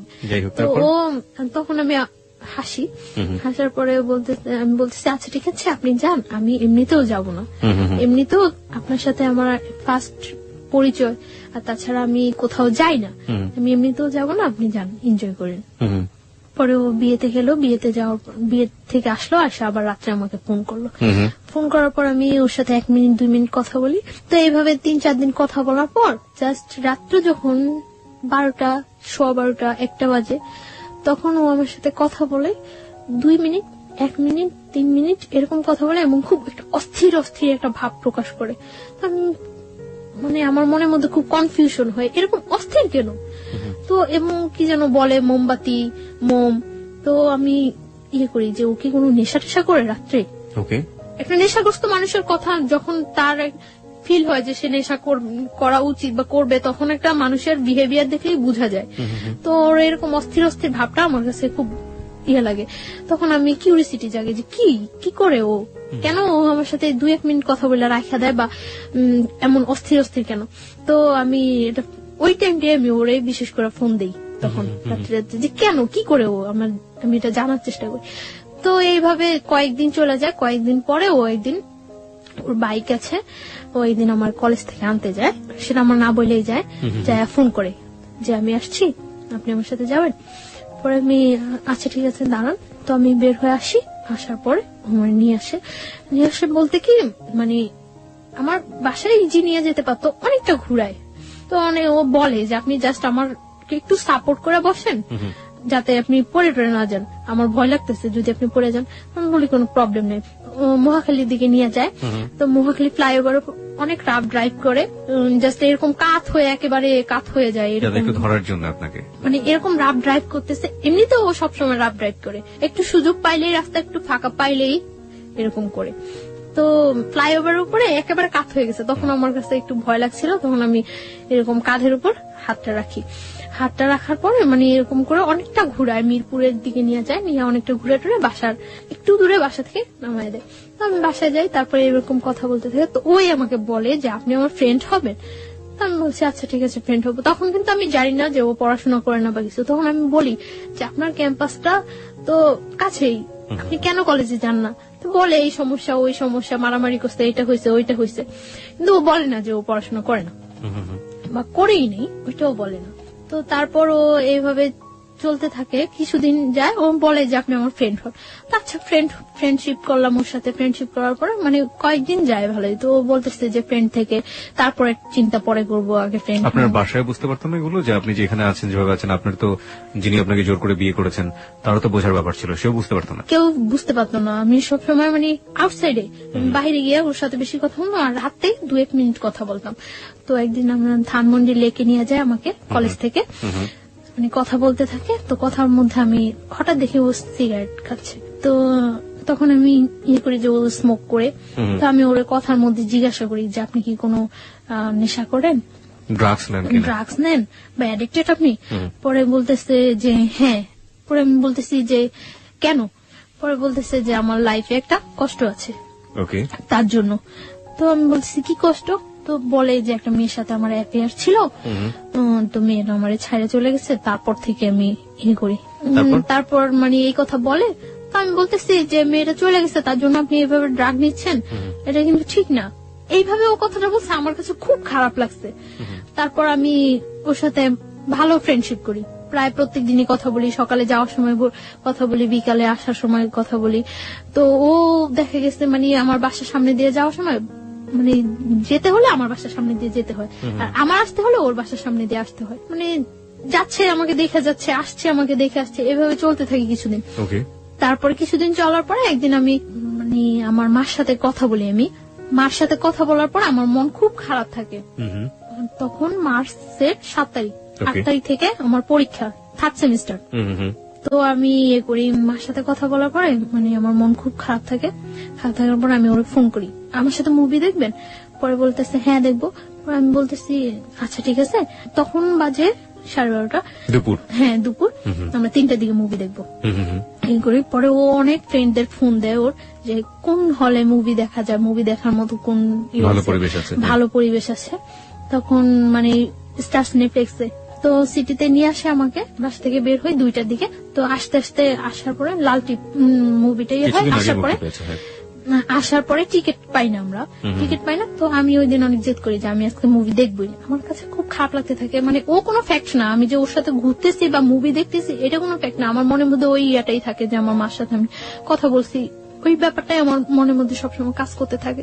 টিকিট পাই না, টিকিট না পাওয়ার পরে 7টা শো টিকিট ইয়ে করে, আচ্ছা প্রবলেম নেই 7টাই দেখবো। টিকিট কেনার পরে এখন এখানে গিয়ে এতক্ষণ ওয়েট করবো। তো ও আমাকে বাইরে নিয়ে যায় বাইক দিয়ে, একেবারে টিএসসি ভার্সিটি হয়ে একেবারে ওইদিকে জগন্নাথ কলেজ টলেজ ওইদিকে ইয়ে হয়ে ঘুরায়। তো ঘোরানোর পরে গোলা কিনে গোলা কিনে, আমি তো গোলা খাই। গোলা খাওয়ার পরে ও শহীদ মিনারের ওইখানে বসে, ও বাইকের উপরে বসে, আমি শহীদ মিনারের যে ইয়েটা আছে, প্রাচীরটা আছে সাইডে একেবারে, ওইখানে বসে। স্যান্ডেল খুলে বসছিলেন না? স্যান্ডেল না, মানে পা ঝুলে, পা ওই পাশে ঝুলে। শহীদ মিনার সম্পর্কে আপনারা মাঝে মাঝে এই ধরনের পত্রপত্রিকা আমরা ইনফরমেশন গুলো পাই, যারা ওখানে বসেন, কাপল বসেন আর নর্মাল মানুষ বসেন, চাই বসেন না কেন, শুধুমাত্র 21শে ফেব্রুয়ারির দিন ছাড়া আর এই ফেব্রুয়ারি মাস ছাড়া বাকি দিনগুলো আসলে আমাদের শ্রদ্ধা থাকে না, আমরা স্যান্ডেল সহ উঠে যাই, যাচ্ছে তাই একটা পরিবেশ থাকে। কর্তৃপক্ষ যারা আছেন তারা তার দৃষ্টি রাখেনি না, কর্তৃপক্ষের কথা বাদ দিলাম, আমাদের অন্তরের জায়গা হচ্ছে ওটা, সেই অন্তরকে যেন আমরা শ্রদ্ধা করি, এমন কোন অ্যাক্টিভিটিস ওখানে না করি। যাই হোক, হ্যাঁ, তারপর আপনি যেটা বলছিলেন। তারপর বসার পরে কথা টথা বলি, অনেকক্ষণ কথা টথা বলার পর আমরা আবার ব্যাক করি। ছবি টবি দেখেছিলেন? হ্যাঁ, মুভি দেখছিলাম, আমি মুভি দেখতেছিলাম খুব মনোযোগ দিয়ে। কি ধরনের কথা হতো ওই সময় আপনাদের মধ্যে? জাস্ট এই কথা ওই কথা, ওইটা করছে ওইটা করছে এটা করছে এরকম। তো ও কখনো আমার সম্পর্কে জানতে চায়নি, আমার ফ্যামিলি ব্যাকগ্রাউন্ড বা কখনো জানতে চায় না। আর আমি আমার ফ্যামিলি ব্যাকগ্রাউন্ড ওর কাছে সব সত্যই বলছি। ফ্যামিলি বলেছেন, বাট আপনার যে বিয়েটা হয়েছে শুধু এইটাই বলি, এই পার্টটা আপনি বলেন, এই পার্টটা বলিনি। তো আমি এখানে কোথায় থাকি সেটা ও কখনো আমার কাছে জানতে চায় না। আমরা মুভি দেখি, আমি মুভিটা খুব মনোযোগ দিয়ে দেখি এবং ভালো লাগে আমার কাছে মুভিটা। আর ও মুভি দেখে না, ও এখানে বসে আমাকে দেখে। তা আমি বের হয়ে ওরে বলতেছি যে মুভি কেমন লাগলো, বলতেছে আমি কি মুভি দেখছি নাকি? আমি তো কি দেখছেন? আমি ততক্ষণ দেখছি যে আপনি কিভাবে মুভি দেখেন। তারপর মানে বাসায় চলে যাই। বাসায় চলে যাওয়ার পর মানে আমরা বাইরে খাইটা বাসায় চলে যাই। চলে যাওয়ার পর ও রাত্রে আমাকে 1:30টার দিকে ফোন দেয়, আমি পড়তে থাকি, তখন ফোন দেয়। ফোন দিয়ে ও আমাকে মানে একসাথে মনে হয় যে আমরা শীট টিট দেখে মুখস্থ করে পড়া বলি না টিচারদের কাছে, একসাথে ওরকম মনে হয় যেন কোনো শীট টিট মুখস্থ করে একসাথে ও আমাকে বলে যে আমি তোমাকে পছন্দ করি, এরকম এরকম এরকম সব একসাথে এক চান্সে মুখস্থ করলে, এক চান্সে মুখস্থ। তো আমি আশ্চর্য হয়েছি যে এইটা ছোটবেলা আর পিছনের বাড়ি থেকে মা চিল্লাতো, এই পড়িস না কেন, ওরকম ছোটবেলার কথা মনে পড়ে গেল আপনার কথা। হ্যাঁ, একসাথে বলতো। আমি কি আশ্চর্য, এটা কি কোনো বলার ওয়ে?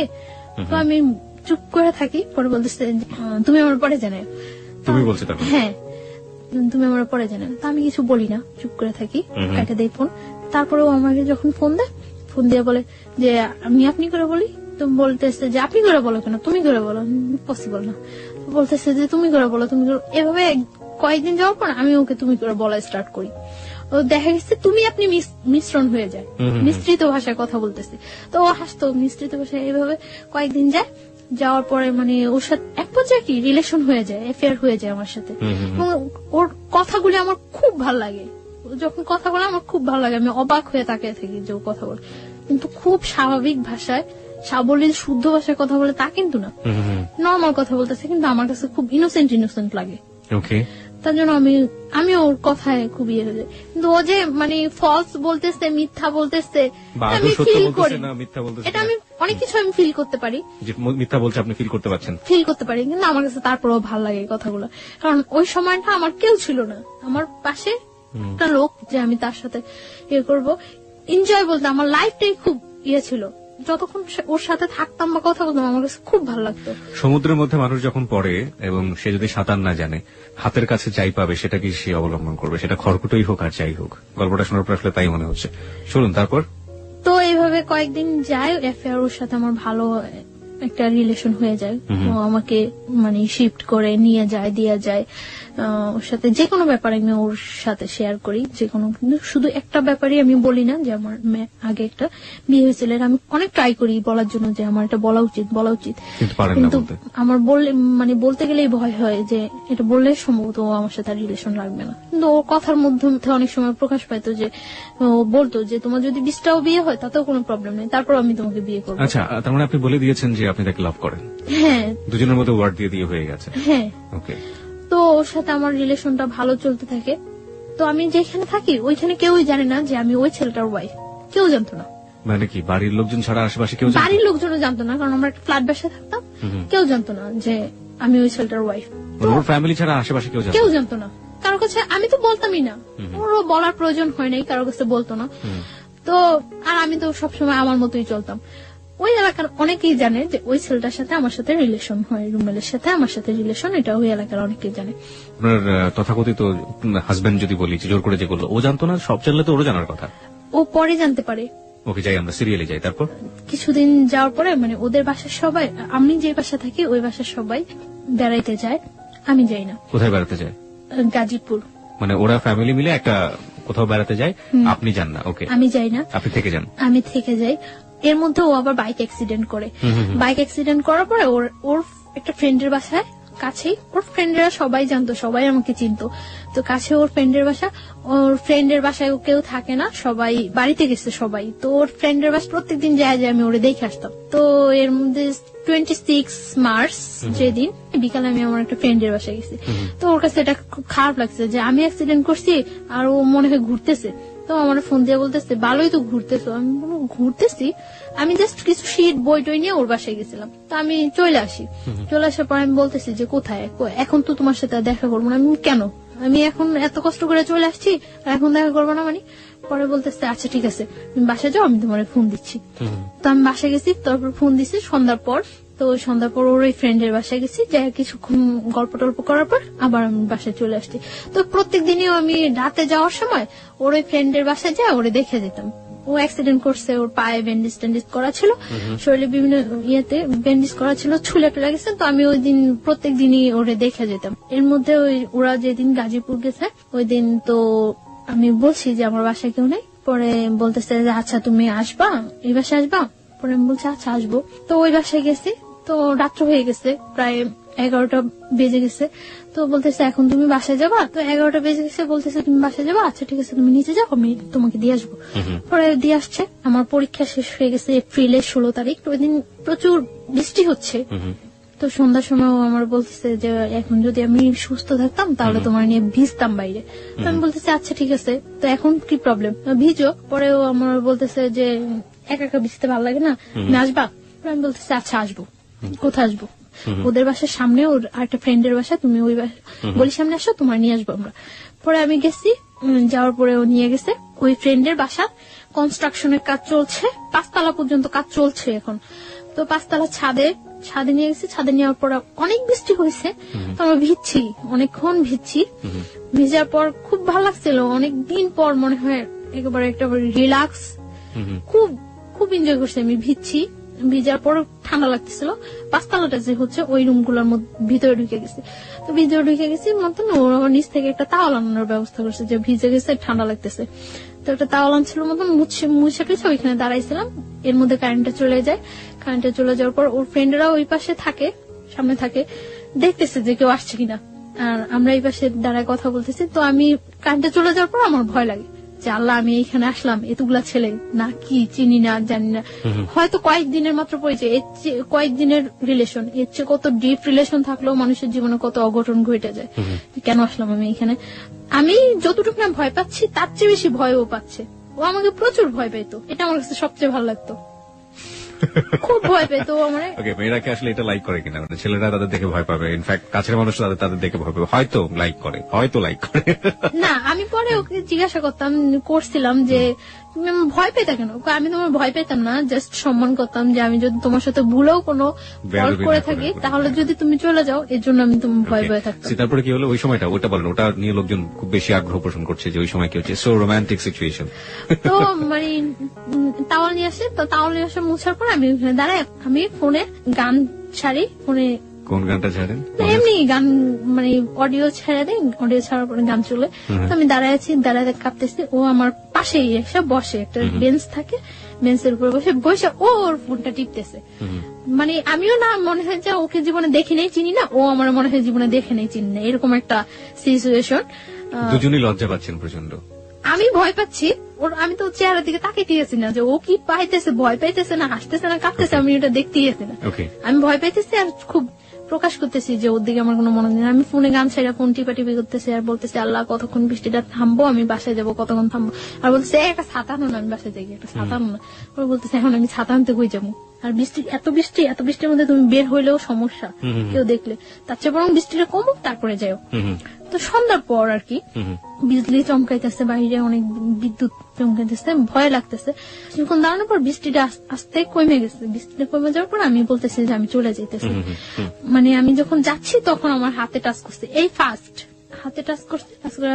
মানে আমার হাতটা ধরে টান দিয়ে বলতেছে আমি জাস্ট তোমার কাছ থেকে ঠিক এতটুকুই চাই, এর বেশি কিছু চাই না। তারপর আমি চলে আসছি বাসায়। চলে আসা 2-3 দিন পরে আরেকদিন সন্ধ্যার পর বের হয়েছি, আমাকে একটা বাসায় নিয়ে গেছে, তাও আরেকটা বাসার ছাদে নিয়ে গেছে। ফ্রেন্ডদের অনেক ফ্রেন্ড ছিল, সাঙ্গভঙ্গ ছিল, সবাই ওকে খুব ভয় পেত, শুধু আমি ছাড়া। সবাই অনেক ভয় পেত, ও বলতো যে তুমি ছাড়া সবাই আমার অনেক ভয় পায়। তো একটু সন্ত্রাসী টাইপের ছিল। তো একটা ফ্রেন্ডের বাসায় নিয়ে গেছে, ছাদে নিয়ে গেছে। তো ওই দিনও ছাদে বসে অনেকক্ষণ কথা বলছি। ওই দিন ওয়েদার খুব ভালো, কথা বলছে অনেকক্ষণ। কথা বলার পরে আমি বাসায় চলে আসতেছি। তো আমার বাসার আসার একটু আগে মানে গলির মধ্যে আসার পরে ফার্স্ট আমি চলে আসতেছি, তখন আমার হাত ধরে বলতেছে যাও গিয়া। আমি বলছি হ্যাঁ যাই গিয়া। তো তারপর ও মানে আমার হাতটা ধরে টাই না কাছে নিয়ে ফার্স্ট ও আমার কিস করলো, এই ফার্স্ট। এর মধ্যে ওর সাথে আমার কোনো মানে টাচ বা এই ধরনের কোনো কিছু হয়নি। হ্যাঁ, ফার্স্ট কিস করলো, আমিও খুব অবাক হয়ে গেছি কি করলো কাজটা, মানে খারাপই লাগছিল। আমি বাসায় আসার পর ওর সাথে আর কথা বলতেছি না, 2 দিন যাবো তোর সাথে কথা বললে। তো পরে সরি বললো, সরি বলার পর আবার আমরা কথা বলতেছি। ও এর মধ্যে কার কাছে যেন শুনছিল যে আমার আগে একটা বিয়ে হয়েছে। তো আমার এই কথা জিজ্ঞাসা করানোর পরে আমি বলছি না হয়নি। প্রথমে আপনি অস্বীকার করেছেন? হ্যাঁ, না হয়নি, এরকম কিছু হয়নি। আর আমি ওই বিয়েটা তো মানিই না, আমি কি বলবো যে হ্যাঁ হয়েছে, মানিই না এক কথায়। আমি চাইছিলাম যে ওর কাছে সবকিছু ক্লিয়ারলি বলার জন্য, বাট আমি ওরকম কোন পাইতেছি না যে বললে ও থাকবো না থাকবো। এটা মানে ওকে নিয়ে আপনার মনের মধ্যে একটা ইয়েও হয়ে গেছে যে ও চলে গেলে আপনার জন্য সাস্টেইন করাটা খুব কঠিন হয়ে যাবে। আর একই সাথে আপনি খুব তোলাচলের মধ্যেও আছেন যে বলবেন কি বলবেন না। তারপর ও আমার বলতেছে আচ্ছা ঠিক আছে তাহলে তুমি আমার সাথে বাহিরে যাবা। আচ্ছা যাবো। মানে তখন ও যেটা বলে আমি ওইটাই রাজি, বলছে আচ্ছা ঠিক আছে যাবো। তো কোথায়? আচ্ছা কক্সবাজার। আমি বলছি আচ্ছা ঠিক আছে যাবো, আগে বিয়ে করতে হবে। আপনি বললেন ওকে যে আগে বিয়ে করতে হবে? হ্যাঁ, বিয়ে না করলে আমি তোমার সাথে কক্সবাজার যাবো কেন? আশ্চর্য, তুমি কে? আর তোমার সাথে আমার যতটাই রিলেশন হোক এত দূরে যাওয়া তোমার সাথে কখনো পসিবল না। তখন আমি জানতে পারি যে ও পড়াশোনা করে না। কিভাবে জানলেন? ও নিজে থেকেই মানে ওর মুহূর্তে সবকিছু বলে দিয়েছে না, ওর বিহেভে আস্তে আস্তে ফিল হয়েছে যে ও পড়াশোনা করে না। তারপর ও স্বীকারও করছে যে ও পড়াশোনা করে, নিজে থেকেই বলছে। কোন ক্লাস পর্যন্ত পড়েছে নাকি একেবারেই পড়েনি? 9 পর্যন্ত নাকি পড়ছে। তারপর এই কথা হয় যে বিয়ের পর কক্সবাজার যাব। আচ্ছা ঠিক আছে। তো ও রাজি হয়, আমিও রাজি হই। তারপর আমরা একটা মসজিদে কিছু ফ্রেন্ড সময় একটা মসজিদে হুজুরের মাধ্যমে বিয়ে করি। এবং আপনি তখনও জানালেন না যে আপনি বিবাহিত? না, তখন আমি জানাইনি যে আমি বিবাহিত। তো তখন ও শুনে একটু শুনে। তো ওর বাসা থেকে আমার বাসাটা ডিফারেন্স ছিল, আমি যে মাঝখানে 2টা বাসা। তো আমার মনের মধ্যে সবসময় এটা হতো যে ও যেহেতু আমাকে পছন্দ করে, আমার সাথে ওর অ্যাফেয়ার, ওকে আমার সম্বন্ধে খোঁজ খবর না নিছে। আর তাহলে ও কেন বলে এটা যে হ্যাঁ তোমার 20টা বিয়ে হলো আমি তোমাকে বিয়ে করবো? একটা প্রস্টিটিউট গালের কি কেউ বিয়ে করে ভালো করে না? তো ও সবসময় এই কথাগুলি বলতো। তার জন্য আমার মনের মধ্যে আরো হতো যে ও সম্ভবত জানে। তারপর হুজুর আমাদের বিয়ে পড়ানোর পরে কাগজ টাগজ সবকিছুই হয়। বিয়ের পর আমরা কক্সবাজার যাই, আমি ওর সাথে কক্সবাজার যাই। ও তখন আমাকে বিলিভ করে না, জাস্ট করে ঠিক আছে। ওর মনের মধ্যে একটা থাকে যে ওর অনেক শত্রু থাকে যে আমি ওর কোনো ক্ষতি টুতি করার জন্য কেউ আমাকে সেট করলো নাকি। আচ্ছা আমাকে একটু বলেন তো, আপনি যে এত বড় একটা রিস্ক নিলেন, আপনার আগের যে হাজবেন্ড ছিল, হাজবেন্ড আসলে আপনার দিক থেকে না হলো তো যে কাগজে কলমে হয়ে গিয়েছে আপনার সাথে, হাজবেন্ড জোর করেই করেছে, তো সেও তো ব্যাপারটা জানে না তখনও? না, জানে না। তো আপনার কি মনে হয়নি কখনো যে আপনি যে রিস্কটা নিচ্ছেন, যে ঝুঁকিটা নিচ্ছেন, এটা এক ধরনের আপনাকে ডিজাস্টার করে দিবে বা একটা বড় ধরনের সমস্যায় ফেলবে? আমার তখন ওর আমার মাথার মধ্যে কিছুই ছিল না। আর ও যেটা বলতো আমি ওটাই হ্যাঁ, ও যেটা বলতো না করতো ওইটা না। এবং আমার সবসময় ছিল যে যাই হোক আমার ওকে প্রয়োজন আমার। এবং যেটা হয়েছে যে আপনার আশঙ্কা হয়েছে যদি আমি বলি আমি বিবাহিত, যদি ওকে হারাই, এবং সেই কারণে আপনি গোপন করে গেছেন, তাই তো? গোপন করে গেছি। ওকে, যান। তারপর আমরা কক্সবাজার যাওয়ার জন্য বাসে উঠি। বাসে উঠার পর ও আমার ফোনটা নিয়ে অফ করে দেয়, কারণ ওর মনের মধ্যে একটা শঙ্কা থাকে যে কেউ আমাকে আবার ওর কাছে পাঠাইলো নাকি, সেট করলো নাকি। কারণ ও বিভিন্ন সাইডে ও অ্যাডজাস্ট। ওকে, তার জন্য মানে আমি ওগুলো কিছুই জানতাম না যে আগে। ও আচ্ছা, বিভিন্ন সাইডে অ্যাডজাস্ট। সুতরাং ওর মনে আশঙ্কা হয়েছে যে কোনোভাবে গোয়েন্দাগিরি করুক বা কোনো ধরনের ক্ষতি করার জন্য ওকে ইনভলভ করে দিল কিনা, হ্যাঁ এই ধরনের। তার জন্য ও তখন মানে কাবিন করে করে নেই, রেজিস্টার করে বিয়েটা করেনি, শুধুমাত্র মসজিদে গিয়ে বিয়েটা করেছে, হুজুর দিয়ে করে বিয়ে করছে যে ও কক্সবাজার যাওয়ার পর শিওর হবে যে ও কোনো ক্ষতি করবেন না আপনি। হ্যাঁ, আমরা বাসে যাই, যাওয়ার পরে তো তারপর হোটেলে উঠি, দিন আমরা বিকালে সি বিচে ঘুরি, সি বিচে ঘুরে আসার পরে রাত্রে ওর সাথে আমার কথা হয়। মানে তখন তো আমরা হাজবেন্ড ওয়াইফ, শরীয়ত মতে হাজবেন্ড ওয়াইফ। তো ফার্স্ট রাত্রে কথা অনেকক্ষণ কথাটাতে হওয়ার পর তারপর খুব জার্নি করে যাই তো প্রায় মানে যেখানে আমরা কক্সবাজার পৌঁছানোর কথা সকালে, ওইখানে আমাদের প্রায় 3:30 4টা বেজে যায় কক্সবাজার পৌঁছাতে, এবং যাওয়াটা খুব জার্নি হয়ে যায় এবং যে পথের মধ্যে বাস নষ্ট হয় অনেক, তার জন্য মানে তোকে সময় লেগে যায় অনেক। হ্যাঁ, খুব ক্লান্ত লাগে, তো আমরা শুয়ে পড়ি। এর মধ্যে ফার্স্ট আমার সাথে রিলেশন, ফিজিক্যাল ইন্টিমেসি বা যেটা বলি শারীরিক সম্পর্ক হয়। তো মানে আমি ওটার জন্য, এটাই ছিল আপনার জীবনের ফার্স্ট ফিজিক্যাল রিলেশনশিপ, রাইট? ওকে। তো আমি ওটার জন্য প্রস্তুত ছিলাম না। কেন প্রস্তুত ছিলেন না? না, আমার মনের মধ্যে এরকম কিছু ছিল না। ইনফ্যাক্ট আপনি একজনকে বিয়ে করেছেন, আপনি তারপর মনের মধ্যে থাকবে না, ব্যাপারটা কেমন হয়ে গেল না? না, আমি এইভাবে চাচ্ছিলাম না। কিভাবে যাচ্ছিলেন? আমি জাস্ট ওর সাথে হ্যাঁ কোনো সম্পর্ক ছাড়া আমার একটা মেয়ে ওর এত দূরে যাওয়া ঠিক না, তার জন্য আমি ওরে বলছি যে হ্যাঁ বিয়ে পরে তারপরে যাব। বাট এইভাবে আমার কোনো ইয়ে ছিল না। আমার কাছে ব্যাপারটা অনেক খারাপ লাগছে, অনেক ভয় পেয়েছি আমি। ভয় পাওয়ার পরে আমি আচ্ছা, ভয় আপনি ওয়াশরুম প্রসঙ্গে আমরা আসছি, ভয় আপনি কেন পেতেন? মানে ভয় কি আপনি পুরো সিচুয়েশনটাকে পেয়েছেন নাকি ফিজিক্যাল ব্যাপারটাকে পেয়েছেন? কারণ আপনি ডাক্তারি পড়াশোনা করছেন, so you know better. Physical রিলেশনটা চেয়ে আমি সিচুয়েশনটা বেশি ভয় পাইছি। সিচুয়েশনটা আমি বেশি ভয় পাইছি। তো আমি ওয়াশরুমে যাই অনেকক্ষণ কান্না করি, ওয়াশরুমে যাই যে কি করলাম, কি হলো, ঠিক করলাম না ভুল করলাম। আমার মনের মধ্যে সবসময় একটা কনফিউশন থাকতো যে আমি কাজটা কি ঠিক করছি না ভুল করছি। তো বুঝতে পারে যে আমি ওয়াশরুমের মধ্যে কান্না করতেছি। তো আমি অনেকক্ষণ পর যখন দরজা নক করার পর আমি ওয়াশরুমের দরজা খুলি, তো আমার টাওয়াল দেয়। তারপর আমি ফ্রেশ ট্রেশ হয়ে ভিতরে এসে দেখতেছি যে ও হাত কেটে অনেক ব্লাড হয়েছে। তো আমার কাছে আবার অনেক খারাপ লাগে যে ও হাতটা কাটলো আমার জন্য। আমি এই সিনটা তো না করলেও পারতাম না। আমি বুঝতেছিলাম না যে আমি কি করছি, কি করা উচিত, বা আমি ভুল করতেছি না ঠিক করতেছি। শুধু আমার এর মধ্যে আমি একটা জিনিস ফিল করি যে আমি কোনো কিছু না করলে হয়তো বা ও আমার ছেড়ে চলে যাবো। আর ভয় পাইছি, এতটা দূরে গেছি, কখনো যাই নাই ওইখানে, কাউকে চিনি না, তার জন্য অনেকটা ভয় পাইছি।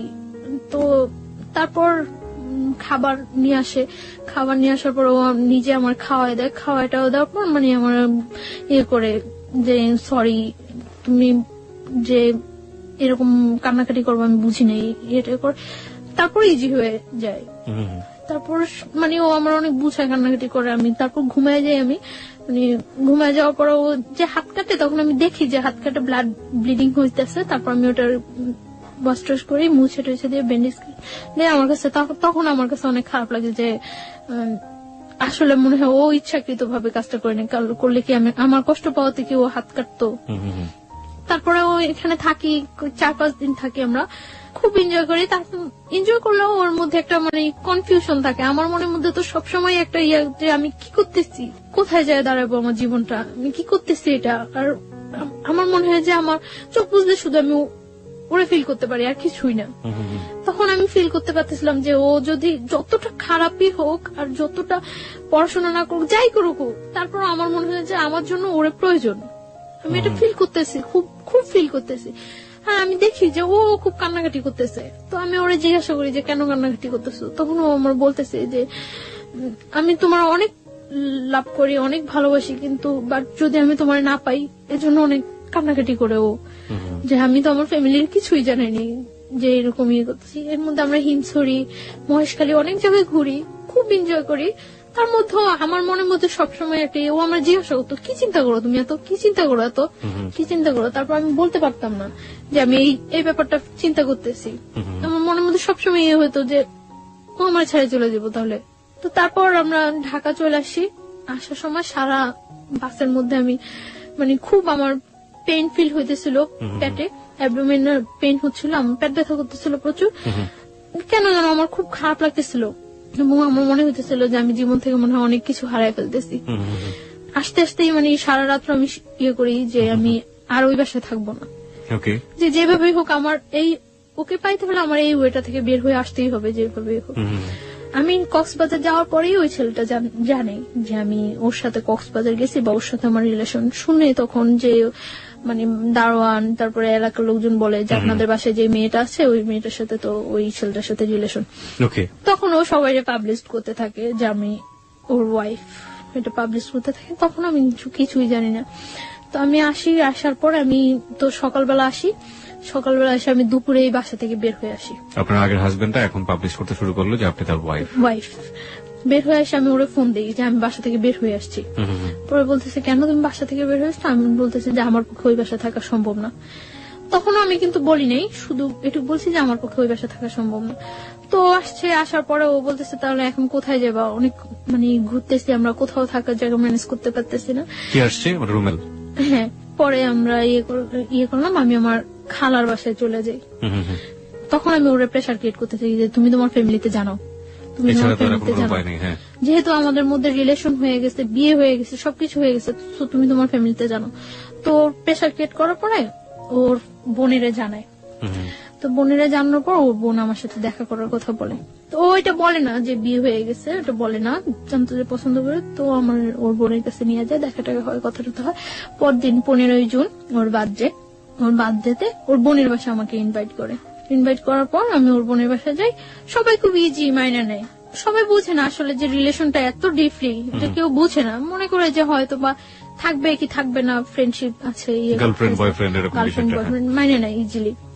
তো ওর বোনের বাসায় যাওয়ার পর ওই বাসায় দুপুরে আমি লাঞ্চ করার পর বিকালে ওর বোনের হাজবেন্ড, ওর যে দুলাভাই, করে না, সাপোর্ট করে না।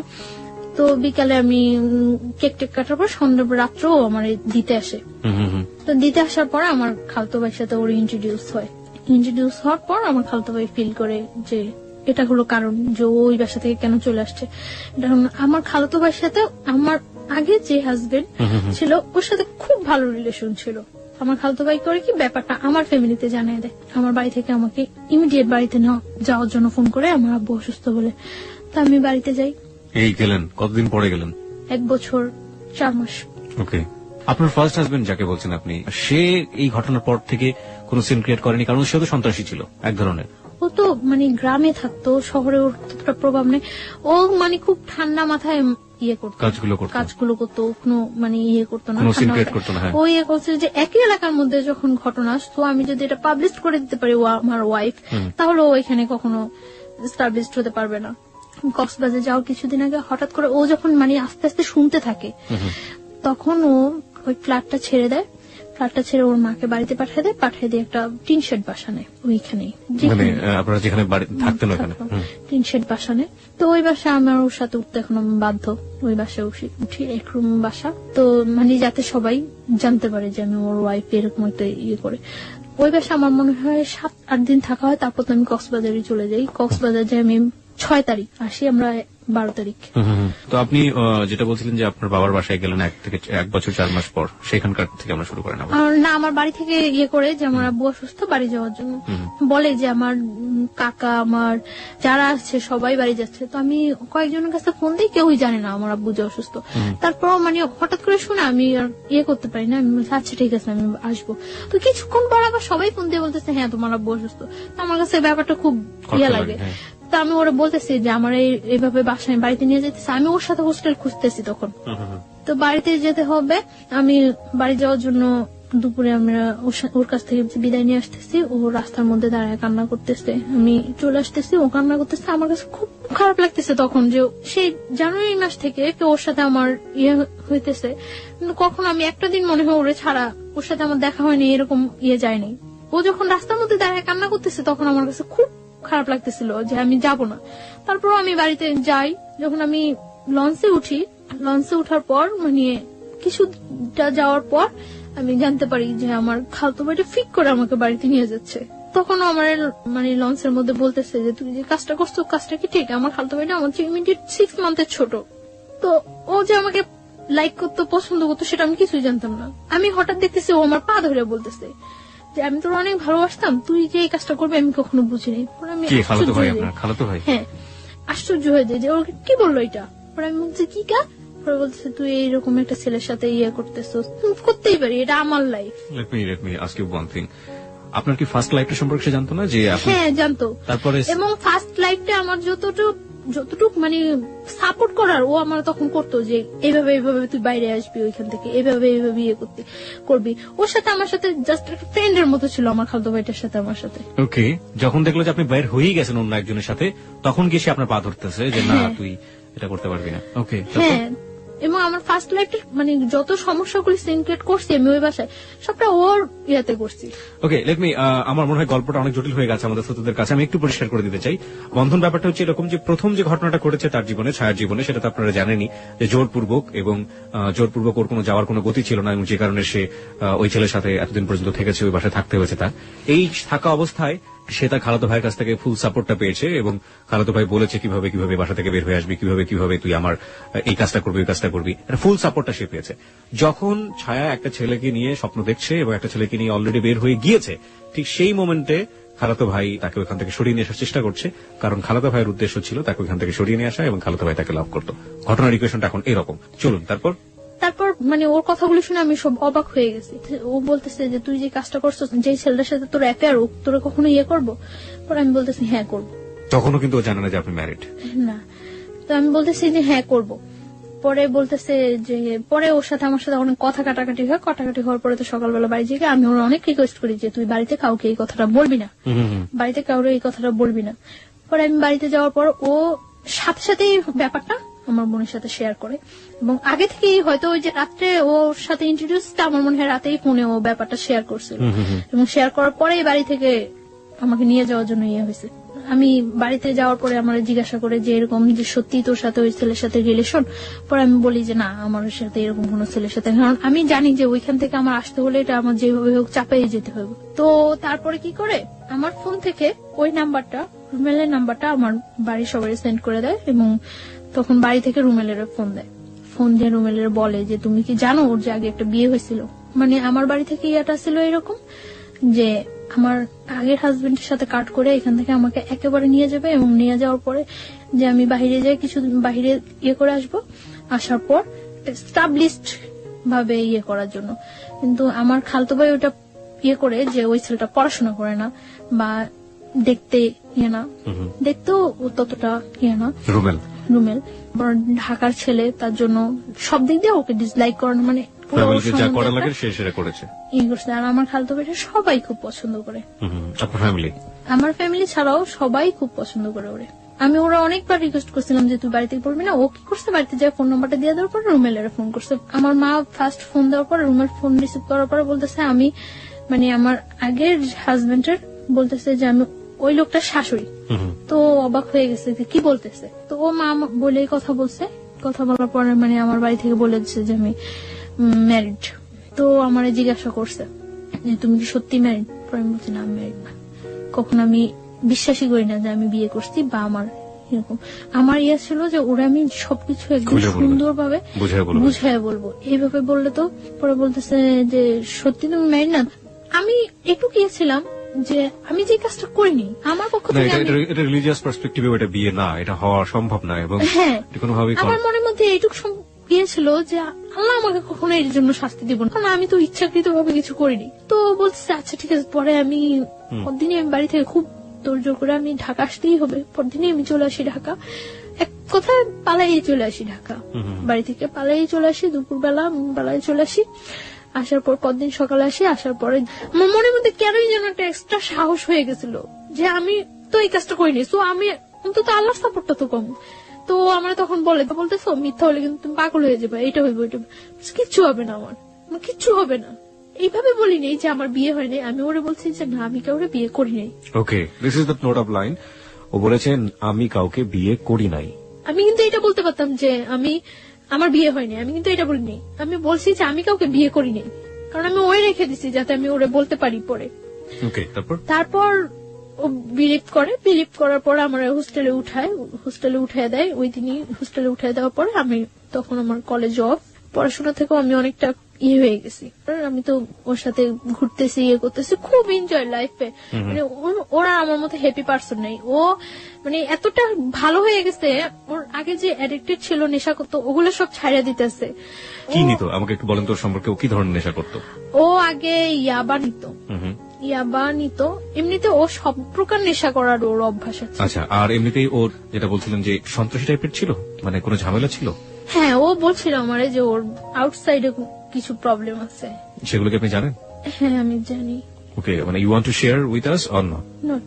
আপনি শেয়ার করতে চাচ্ছেন না। না? আমরা ধরে নিচ্ছি ও যাকে ভালোবাসে রোমেল, সে এমন একটা জগতের সাথে জড়িত যেটার সাথে আসলে সাধারণ মানুষের ভালো চোখে দেখার কথা না, কিন্তু ও যে জায়গাটা থেকে রোমেলকে দেখে সেই জায়গাটা অনেক পবিত্র একটা জায়গা। আমরা সেই জায়গাটা থেকে দেখতে চাই রোমেলকে, এবং ও চেষ্টা করে যাচ্ছে রোমেলকে ভালো করার জন্য, এবং রোমেলও সেই জায়গাটা থেকে ভালো হওয়ার জন্য নিজেকে পরিবর্তন করার চেষ্টা করছিল। আমরা এই পজিটিভ জিনিসটাকে হাইলাইট করতে চাই। চলুন তারপর। তো দেখা যেত আগে প্রচুর পরিমাণে স্মোক করতো। যখন আমার সাথে এরকম ডিপ রিলেশন যাচ্ছে, ও তখন দিনে 2-3টা সিগারেট খাচ্ছে, মানে তাও আমাকে বলে বলে খাচ্ছে। না, আমি চাচ্ছি যে ওর লাইফটা আমি এইভাবে করে দেব যাতে ও কখনো এটা করতে না পারে যে আমি আগে একটা বিয়ে হয়েছে তার জন্য ও আনহ্যাপি না। আমার সবসময় চিন্তা থাকতো যে আমি যদি কোনো একটু ভালো করি তার চেয়ে বেটার যাতে ও করতে পারে। আমি সবসময় এটা ফিল করতাম যে আমার ফ্যামিলিটা আমার কাছে ফ্যামিলি না, ওর ফ্যামিলিটা যাতে আমার কাছে ফ্যামিলি। আপনাকে তখন খরচটা দিত কে? আমার কাছে আমি বাড়ি থেকে আসার সময় কিছু টাকা ছিল, তারপর ও বিয়ার করতো। এখানে আমি ও টাকাটা পেত করতে? হ্যাঁ, ও টাকাটা ওর অনেক রিচ ফ্যামিলি। কয় ভাই বোন ছিল ওরা? এক ভাই এক বোন। ও একা ছিল? একা ছিল। বাবা কি করতেন? বাবা মারা গেছে। সো ও কি বড় ছিল? ও ছোট ছিল, বোনের বিয়ে হয়ে গেছে। বুঝতেই পারছেন তার জন্য টাকা ম্যানেজ করা কোনো ব্যাপার না। আচ্ছা, ঠিক আছে। তারপরে আপনি হোস্টেল থেকে পড়াশোনা করতেন? হ্যাঁ, পড়াশোনাটা তখন আমার অফ আছে, আমার কলেজ অফ। রেজাল্ট হয়ে গেছে। রেজাল্ট হওয়ার পর আমার রেজাল্ট খুব ভালো হয়েছে, আমি মেডিকেলের মধ্যে সেকেন্ড পজিশনে আসছি। এত কিছুর পরেও সেকেন্ড পজিশনে আসছি। আমরা বারবার একটু ইন্টারাপ্ট করছি কারণ যে আপনার ফার্স্ট যিনি জোর করে আপনাকে বিয়ে করলেন, ওনার অ্যাক্টিভিটি ওই সময় কি ছিল? উনি কি করছেন? উনি তখন ফোন দিচ্ছে, ফোন দিয়ে এটা ওটা বলছে, করছে, বাট কখনো আমার সামনে আসছে না। রোমেলকে ট্রাই করেছে? রোমেলকে ফোন দিয়ে কথা বলেছে? না, আমার ফোনে ফোন দিয়ে কথা বলছে। রুমেলের সাথেও আমার ফোনে ফোন দিয়ে কথা বলছে, বাট ও কখনো সামনে আসছে না। আমার ইচ্ছা ছিল যে ও যদি কখনো সামনে আসে তাহলে আমি সবটা সামনে ক্লিয়ার করে দেব। আমি তার জন্য বারবার রুমেলকে বলতাম, মানে তখন তো ও জানতো না। তখন ওই ছেলেটা মানে বলতো যখন, তখন আমি তো বলিনি, ওই ছেলেটা বলতো। তখন আমি বলতাম যে আচ্ছা, ওই ছেলেটা তুমি সামনে আসতে বলো। সামনে আসার পরে আমি বুঝছিলাম যে ওই ছেলেটা যদি সামনে আসে, সামনে আসার পরে আমি সব ক্লিয়ার। খুব সুন্দর একটা সময় পার করছিলেন দুজনে মিলে। হ্যাঁ, ওখান থেকে শুরু করতে চাই। হ্যাঁ, খুব সুন্দর যাচ্ছিল। এর মধ্যে আমি রোজার ঈদে আমি বাড়ি যাই। বাড়ি যাওয়ার পর মানে আমার ফ্যামিলি থেকে একটা প্রেসার ক্রিয়েট হয়। তো একদিন ওর সাথে আমি ফোনে কথা বলতেছি, কথা বলার সময় মানে একটু ঝগড়া হচ্ছে। তো ঝগড়া হচ্ছে মনে আমি ওরা বলতেছি যে নিজের ওয়াইফের সম্মান দিতে পারো না, কথাগুলো বলতেছি। আমার আম্মু আরেক রুম থেকে শুনতেছে, আমি জানি না যে শুনতেছে। তো আমার আম্মু আমার জিজ্ঞাসা করলো যে কি ব্যাপারটা কি। পরে আমি চুপচাপ ছিলাম। তো চুপচাপ থাকার পর আম্মু আমাকে অনেকক্ষণ বকাবকি করলো। তো আমি পরে ওরে ফোন দিছে, মনে আমি বলতেছি যে তোমার জন্য আমি আজকে এতগুলি বকা শুনলাম। পরে ও আমার মার ফোনে ফোন দিছে মনে আমার মা বলতেছে যে ব্যাপারটা কি আসলে তোমাদের। তো আমার মাকে বলতেছে যে আপনারা কেউ ওর সাথে খারাপ বিহেভ করবেন না। পরে বলতেছে তুমি এই কথা বলতেছো না? তো ও বলতেছে যে ও আমার ওয়াইফ, আপনারা ওর সাথে কেন খারাপ বিহেভ করবেন? তো আমার মা বলতেছে ও যে তোমার ওয়াইফ, এটা কাগজপত্র আছে তোমার কাছে? পরে বলতেছে হ্যাঁ আছে। তো আমার মা বলতেছে যে কত টাকা কাবিন করে তুমি আমার মেয়ের বিয়ে করছো? পরে ও বলতেছে 50 লাখ টাকা। সত্যি করে বলো, তোমার সাথে ওর বিয়ে হয়েছে? পরে বলতেছে হ্যাঁ, ওর আমার সাথে বিয়ে হয়েছে। আপনারা ওর ইচ্ছাগুলো আটকে রাখতে পারবেন না, আমি কিন্তু জোর করে হলো ওর কাগজপত্র দেখায় আইনের ব্যবস্থা নিয়ে ওরে নিয়ে আসবো। আমার জিজ্ঞাসা করছে মতো আমি বলতেছি হ্যাঁ হয়েছে। আস্তে আস্তে চুপচাপ হয়ে গেছে এবং চাইতেছে যে ওর সাথে ফেস টু ফেস দেখা করে কথা বলে করার জন্য। পরে রোজার ঈদের পরে আমি ঢাকা চলে আসছি। আমি আসার পরে আমরা সিলেট যাই ঘুরতে। ওর ফ্যামিলি থেকে জান না যে আমার নিয়ে সিলেট যায়, তখনও জান না যে কি হয়। তো আমি সিলেট থেকে আসার পরে এখন বলি যে তুমি তোমার বাসায় বলো যে আমার ফ্যামিলির সাথে কথা বলার জন্য। তো ওর বাসার কিছুতে এটা বলতে পারে না। আমি ওর বাসায়ও যাই, তখন ওর বাসায়ও যাতায়াত করি, ফ্যামিলির সবার সাথে আমার সাথে পরিচয় আছে। তো আমি একদিন ওর বাসায় যাই। বাসায় যাওয়ার পরে আমার সামনে ওর বোনের আমি সিরিয়াসলি বলি, বাট ও হাসতেছে। তো ওর বোন এটাও ততটা সিরিয়াসলি নেয় না। কিছুদিন পরে আমার আব্বু আম্মু ঢাকা আসে। আমার মার সাথে ফেস টু ফেস দেখা করার পরে আমার মা বলছে ওরা যে তুমি কি করতে চাও এখন? তো কি করে ও আমার বলে যে কাগজপত্র করে আমরা কাজী দিয়ে করি, রেজিস্ট্রেশন করি। আচ্ছা ঠিক আছে, ওকে। অগাস্টের 12 তারিখ আমরা বিয়ে করি। ও বলে যে 1 লাখ টাকা কাবিন করবো। আমি সেটাই রাজি হয়ে যাই, কারণ আমার মনের মধ্যে কোনো টাকাটা কোনো ফ্যাক্টই ছিল না। ও বলে যে 1 লাখ টাকা কাবিন করবো, আমি ওকে ডান 1 লাখ টাকা কাবিন। ওরা যেভাবে করছে, ওর ফ্রেন্ড নিয়ে গেছে, যেভাবে করছে ওইভাবে। তো বিয়ে করার পরে ও এখন আর আমার বাইরে রাখবো না, ওর বাসায় নিয়ে যাবে। তো আমি চাইছিলাম যে তখন কিছুদিন বাইরে থাকি এবং ওর সাথে আমি ব্যাপারটা শেয়ার করি, কিন্তু ও খুব জোর করে বাসায় নিয়ে যাওয়ার জন্য ওর দুলাভাই ওরে বলে যে বিয়ে যখন করছো তখন বউ বাইরে রাখবা কেন। ওর বোন এর আগে আমার ফোন দেয়, বাসায় যাওয়ার আগে ওর বোন আমার ফোন দেয়, ফোন দিয়ে বলে যে তুমি আইসো না বাসায়, তুমি আইসো না, ও কোনো কাজ করে না, তোমার কি খাওয়াইবো, তোমার খাওয়াইতে হইলে আমাকে ওই খাওয়াইতে হইব, তুমি এখন আইসো না। আমি তখন মনে মনে ফিল করতেছিলাম যে ও যদি কিছু নাও করতে পারে কখনো, আমি তো করতে পারবো। ও যদি কিছু নাও করে, আমি ওর মতো ওর ফ্যামিলিতে বিয়ার করা আমার পক্ষে কোনো ইয়ে হবে না, যেহেতু আমি ইয়েটা কন্টিনিউ করতেছি এবং আমার রেজাল্টটা এত ভালো, সো আমার এটা কোনো প্রবলেমই হবে না। তো ও নিতে আসে আমারে হোস্টেলের ওইখানে, তো আমি যাই ওর সাথে, বাসায় যাই। ওর বাসায় যাওয়ার পরে ওর মা কিছুতেই আমার সাথে ইয়ে করতেছে না। তারপর ওর বোন আসে, তো মোটামুটি ভাবে তো মাইনে নেয়। তখন ওর সাথে আমার থাকতে দেওয়া হয় না, আমি ওর মার কাছে থাকি, ওর রুমে থাকে। তো এটা ওর কাছে অনেক ইয়ে লাগে যে আমি এই পাশে থাকি। ও বারে বারে আমার কাছে ডাকে, আমাকে রাতে 12টার দিকে ডাকে, তো আমি ওর রুমে যাই। ও ফুল সাউন্ডের গান ছাড়ে রুমের মধ্যে, ফুল সাউন্ডের গান ছাড়ার পর ও আমার সাথে কথা টথা বলে, তো অনেকক্ষণ ওই রুমে থাকি। থাকি কি হাজবেন্ড ওয়াইফ রিলেশন। হ্যাঁ, তারপর আমি বলি যে মাকে মিন করবো, আমি চলে যাই।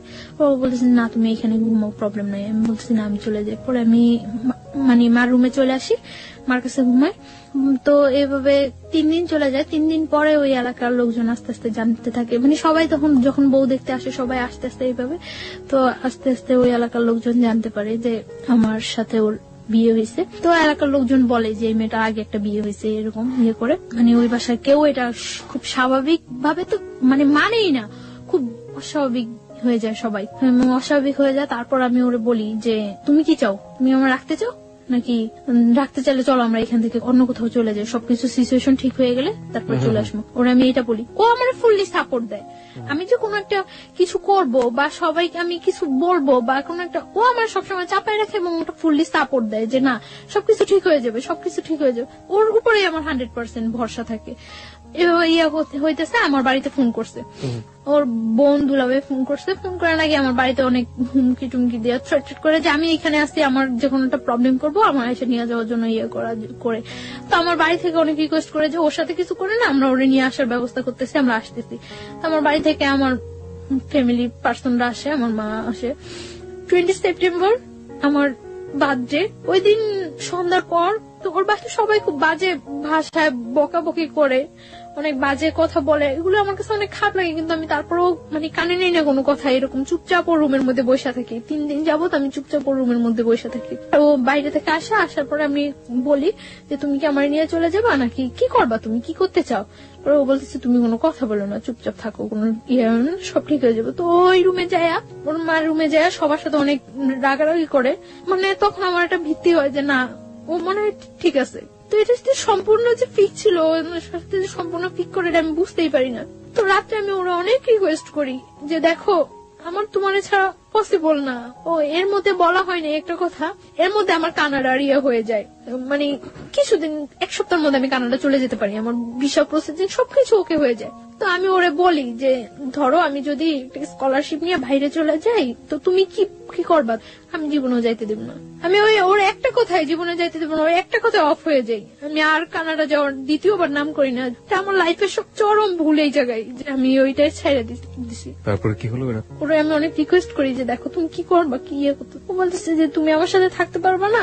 আমি বলছি হ্যাঁ পারবো। ওই 3 দিন ওর সাথে আমি থাকতেছি। ওই দিন আমার বার্থডে দিন রাত্রে ও আমার খুব হাসাইলো।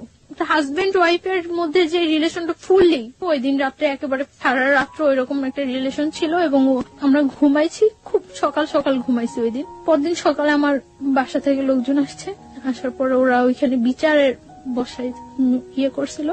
বিচার কেন হবে? বিচার কি করবে এখন, এটা কি করে করা উচিত। তো ওর দুলাভাই ওরে বলছিল যে শালম সবকিছু ডিপেন্ড করে তোমার উপরে, রুমেল সবকিছু ডিপেন্ড করে তোমার উপরে। তুমি যদি ওরে রাখো, কারো ক্ষমতা নাই যে ওরে এখান থেকে পাঠিয়ে দেওয়ার বা তোমার থেকে বিচ্ছিন্ন করার। কিন্তু ও আমার একটা বারের জন্য ও আমার বলে নাই যে বা কিছু। ও আমার বারে বারে বলতেছে তোমার ফ্যামিলি থেকে কেউ আসলে তুমি চলে যাও, সবকিছু ঠিক হয়ে যাবো। যখন বিচার বসলো, বিচারের মধ্যে ও বলতেছে ফার্স্ট টু লাস্ট আমাদের অ্যাফেয়ারের ঘটনাটা বলতেছে। বলার পর ও বললো যে আমার পক্ষে ওরে রাখা সম্ভব না। তখন আমি আশ্চর্য হয়ে গেছি যে ওইটা কি বললো কালকে রাত্রে।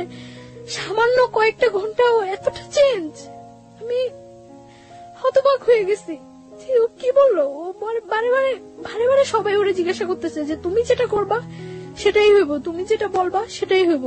ও বারবার বলতেছিল এবং নিজে স্টাম আনাইছে, নিজে মানে সবকিছু নিজে ইয়ে করাইছে, একেবারে ডিভোর্সের ইয়ে করছে। আমার যখন সবাই বলতেছিল যে তুমি কি বলো তুমি কি বলো, তখন আমি বারে বারে বলছি যে ও যেটা করবে সেটাই, ও যেটা বলবে সেটাই। আমি বারবার চাইছিলাম যে ও একটা কথা বলুক যে না আমি ওরে বিয়ে করছি, ওরে আমি লাভ করে ওরে আমার পক্ষে ছাড়া সম্ভব না, কিন্তু ও এই কথাটা বলে নাই। তখন আমি ওরে ওর রুমে ডাইকে নিয়ে যাই, আমি ওরে বলি যে আমি তো, তুমি কি একবার চিন্তা করতেছো যে আমি তোমার কাছ থেকে কতটা দূরে সরে যেতেছি, জীবনেও তুমি আর আমার পাইবা না। পরে ও বলতেছে তুমি চিন্তা করো না, সবকিছু ঠিক হয়ে যাবো। তখন ও আমার এই কথাটা বলতেছে, তখন আমি ওরে বলতেছি যে আমি তো চলে যেতেছি, তুমি আমার অনেক কিছু ওই ঘরে, অনেক কিছু অনেক স্মৃতি আমার ওই ঘরে, আমি ওরে পাঞ্জাবি করে দিয়েছিলাম হাতে সেলাই করা। তখন আমি ওরে বলি যে আমারে একটা জিনিস দিবা। পরে বলতেছি কি, আমি বলতেছি তোমার ক্যামেরা থেকে মেমোরিটা আমারে দিয়ে দাও, এই ছবিগুলো আমি নিয়ে যাই সাথে। পরে ও আমার মেমোরিটা দিতে রাজি হয়নি, তখন মানে কাটসিট হয়ে গেছে, 50,000 টাকা দিয়ে দিবে। আমি ওরে বলতেছি যে এটা কি হইতেছে, আমারে বলতেছো যে তুমি আমি চলে যাওয়ার জন্য, তাহলে তো ডিভোর্সের টাকার এগুলোর কোনো প্রশ্ন জাগতেছে না। তখন ও আমার বলতেছে যে ওকে হয়ে যাবো, টাকাটা রেখে দাও, পরে যখন তোমার নিয়ে আসবো তখন ব্যাগ দিয়ে দিলেই হইব। তখন আমি ওরে 100% বিলিভ করছি। আমি টাকাটা হাতে নিতে চাইনি, ও বলতেছে নেও নাও। পরে আমি নিয়ে আমার মার কাছে দিয়ে দিছি টাকাটা। আমি সবাই বলছে যে টাকা দেওয়ার পরে ডিভোর্স হয়ে যাওয়ার পরে ওরা এখানে আর একটু থাকতে পারবো না, আমাদের সাথে বের হয়ে যেতে, মানে আমার ফ্যামিলি পার্সন গুলো উইথ আমি। তখন মানে কাজী তালাকের ডিভোর্সের ইয়াটা লেখা পড়তেছিল, পড়ে ওরে বলছিল যে তুমি সাথে সাথে পড়ো, পড়ার পরে সিগনেচার দিয়ে দিও। ও এত স্পষ্ট ভাষায় সাথে সাথে পড়ে সিগনেচার দিয়েছে, আমি আশ্চর্য হয়ে গেছি যে ও জানে যে আমি ওর জন্য ঠিক কতটুকু স্যাক্রিফাইস করছি, আর ও কিভাবে এটা করলো। কিন্তু যখন কাজী আমারে বললো যে তুমি এবার আমার সাথে সাথে বলে সিগনেচার করে দেবে, আমি কাজীর সাথে একটা ওয়ার্ড উচ্চারণ করতে পারি নাই। আমার মনে হইতেছিল যে আমার ভোকাল কর্ডটা অফ হয়ে গেছিল, আমি একটা ওয়ার্ড উচ্চারণ করতে পারি নাই। এবং সিগনেচার দেওয়া অবস্থায় যে আমার কতবার হাত থেকে কলমটা ইয়ে হয়ে গেছিল, আমার পুরো শরীর কাঁপতেছিল আমার, যে কি হয়ে গেল এটা, কি হয়ে গেল এটা, কি হয়ে গেল, মিলাইতে পারতেছিলাম না। ডিভোর্স হয়ে গেছে, আমরা চলে আসবো, মানে আমার ফ্যামিলি পার্সনটা বের হয়ে গেছে, আমি ওর সাথে কথা বলে বের হবো। তখন আমি এই রুম থেকে ওই রুমে যাওয়ার সময় ওর মা 5টা করে হিট করে, আমার শরীরে হিট করার পর ওইখানে যে কটা রিলেটিভ থাকে ওর বোন ছাড়া সবাই আমার হিট করে ওইখানে। আমি স্তব্ধ হয়ে গেছি পুরা, যে কি হয়েছে এটা, আমার লাইফে কি হইতেছে। সবাই যখন ওরা এতগুলো লোকের সামনে হিট করতেছে, ও বাইরে থেকে এসে আমার জড়ায় ধরে আমার বাইরে নিয়ে যায়। আমি অবাক হয়ে যাই ও চেহারা দিকে, আমি তাকাই যে এই ছেলেটা সেই ছেলেটা। আমি পুরা হতবাক হয়ে যাই।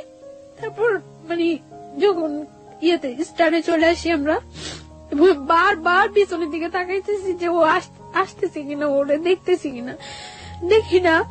স্টারে আসার পরে ওরা আমাদের থেকে মানে 50,000 টাকা দিচ্ছে, ওইখান থেকে 10,000 টাকা ব্যাগ দিতে বলে ওই যে লোকগুলো ওইখানে ছিল তারা। আমার মা বলতেছে যে তাহলে সবটাই রেখে দেন, দিয়ে আর 50,000 টাকা দিচ্ছেন, যা বলছেন বিচারা আপনাদের সবকিছু মাইনে আমরা আমাদের নিয়ে যেতেছি। পরে মানে 5,000 টাকা ওইখানে দিয়ে 45,000 টাকা নিয়ে ক্যাব করে আমরা চলে আসতে নেই।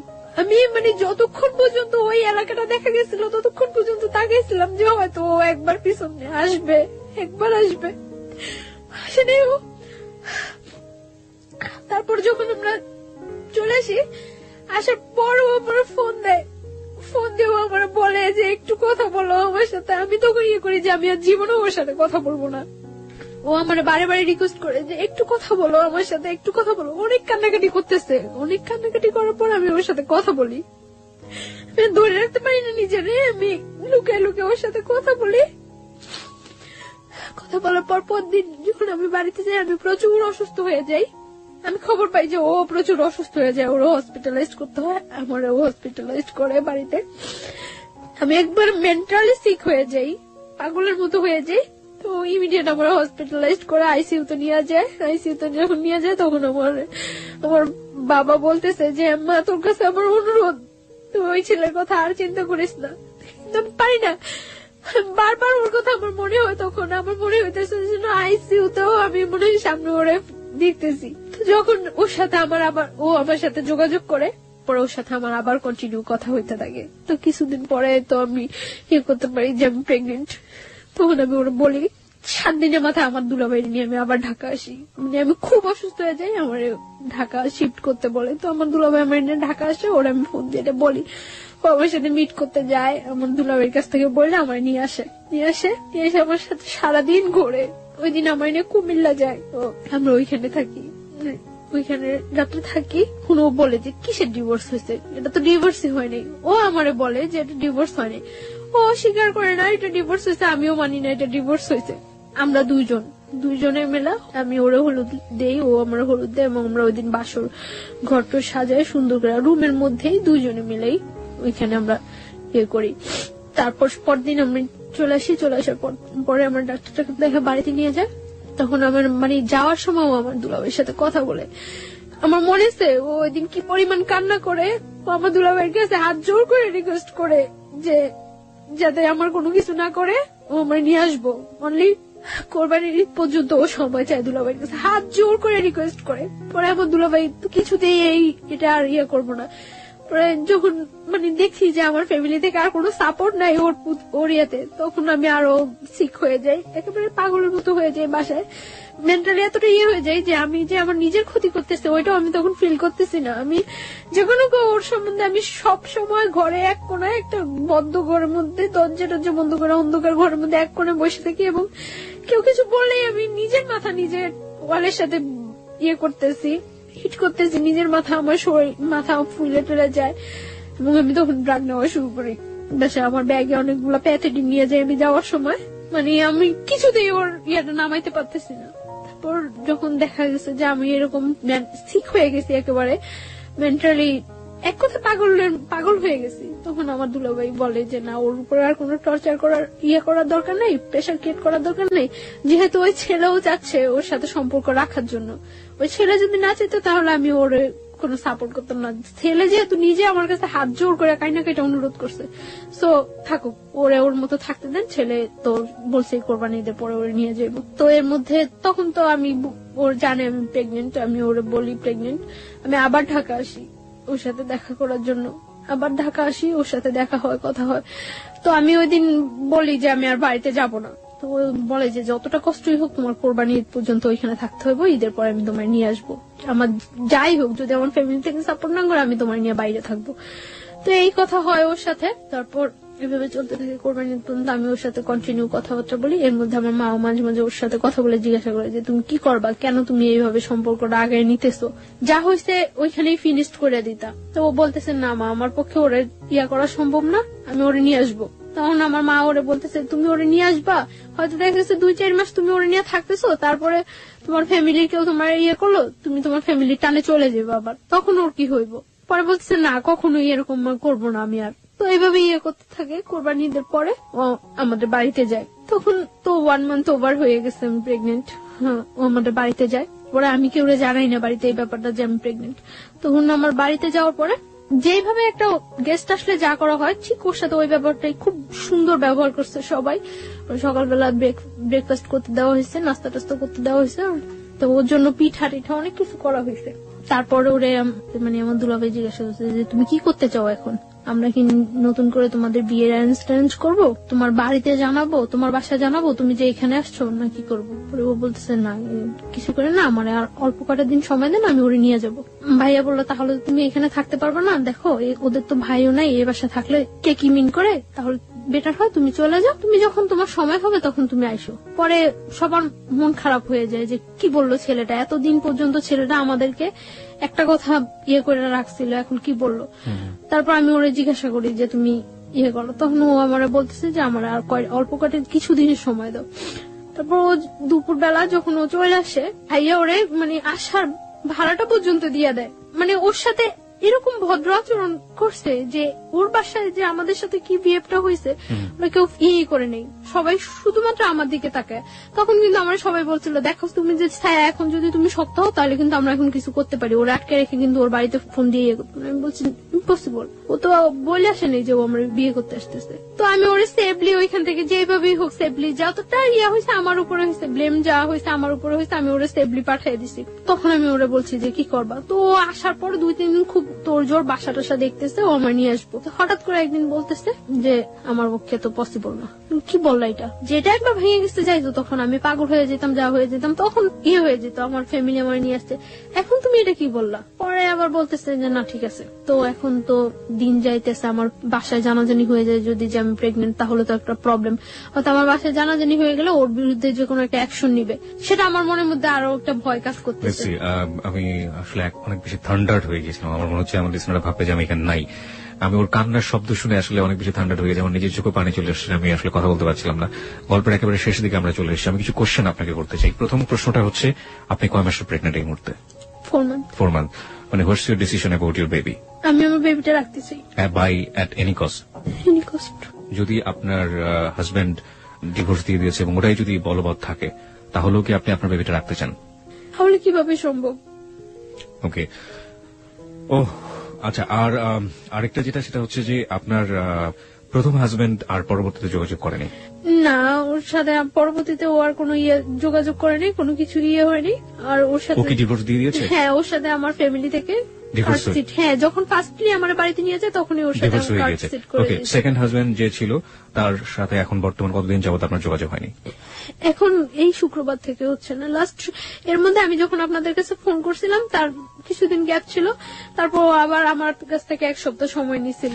ওর অবস্থা হচ্ছে কখনো ফ্যামিলির কাছ থেকে ও মোটিভেট হচ্ছে, কখনো আপনার কাছ থেকে ও আসলে সিদ্ধান্ত নিতে পারতেছে না যে আসলে কি করবে। হ্যাঁ, এবং ও এখন খুব প্রচুর অ্যাডিক্টেড হয়ে গেছে, সারা দিন রাত নেশা করে এবং এই অবস্থায় থাকে। আপনি যে বলছিলেন যে আপনি মাঝখানে ড্রাগ নিচ্ছিলেন, আপনি কি এখন সেই ড্রাগ নিচ্ছেন? মানে আমি যখন ঢাকা চলে আসছি তখন থেকে আমি আর ড্রাগ নিচ্ছি না, কারণ আমার এখন ড্রাগ নিলে তো এটা আমার বেবিটার উপরও। আমি গল্পটা শোনার পরে আমার কাছে মনে হয়েছে যে আমাদের এই যে নিষ্পাপ দুটো প্রাণ, বা এই যে আজকে ছায়া যে জায়গাটায় দাঁড়িয়ে আছে, সেই ভুলের গুলোর জন্য আসলে কারা দায়ী? প্রথমত তার ফ্যামিলি, এবং দ্বিতীয়ত হচ্ছে যে ছেলেটা বিয়ে করলো তার ফ্যামিলি। লাস্ট আমি আর একটু শেষ করতে চাই। জি প্লিজ।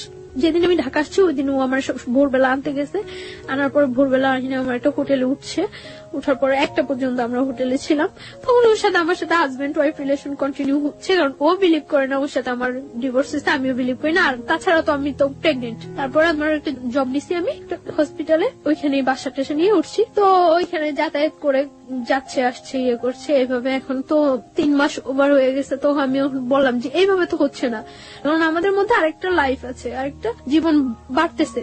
তো আমি ওরা বলি যে এটা তুমি কিভাবে ইয়ে করবা, তো করতেছে না। তারপর আমি ওর বোনের ফোন দিয়া জানাইছি, ওর বোন ডাইরেক্টলি বলতেছে যে এটা যে ওর বেবি তার কি প্রুফ আছে। তারপর আমি বলছি যে ওরে জিজ্ঞাসা করার জন্য। আমি জানি না সত্য মিথ্যা কতটুকু, কে সত্য কথা বলতেছে কে মিথ্যা কথা বলতেছে। ওর বোন নাকি ওরে জিজ্ঞাসা করছিল, ও নাকি অস্বীকার করছে যে না এরকম কোনো বেবি টেবি নাই, এগুলি কিছুই না। সেই সত্যটাকে আপনি কিভাবে নেবেন সেটা আপনার একেবারে ব্যক্তিগত ব্যাপার, কিন্তু আমার মনে হচ্ছে কিছু একটা বলা উচিত।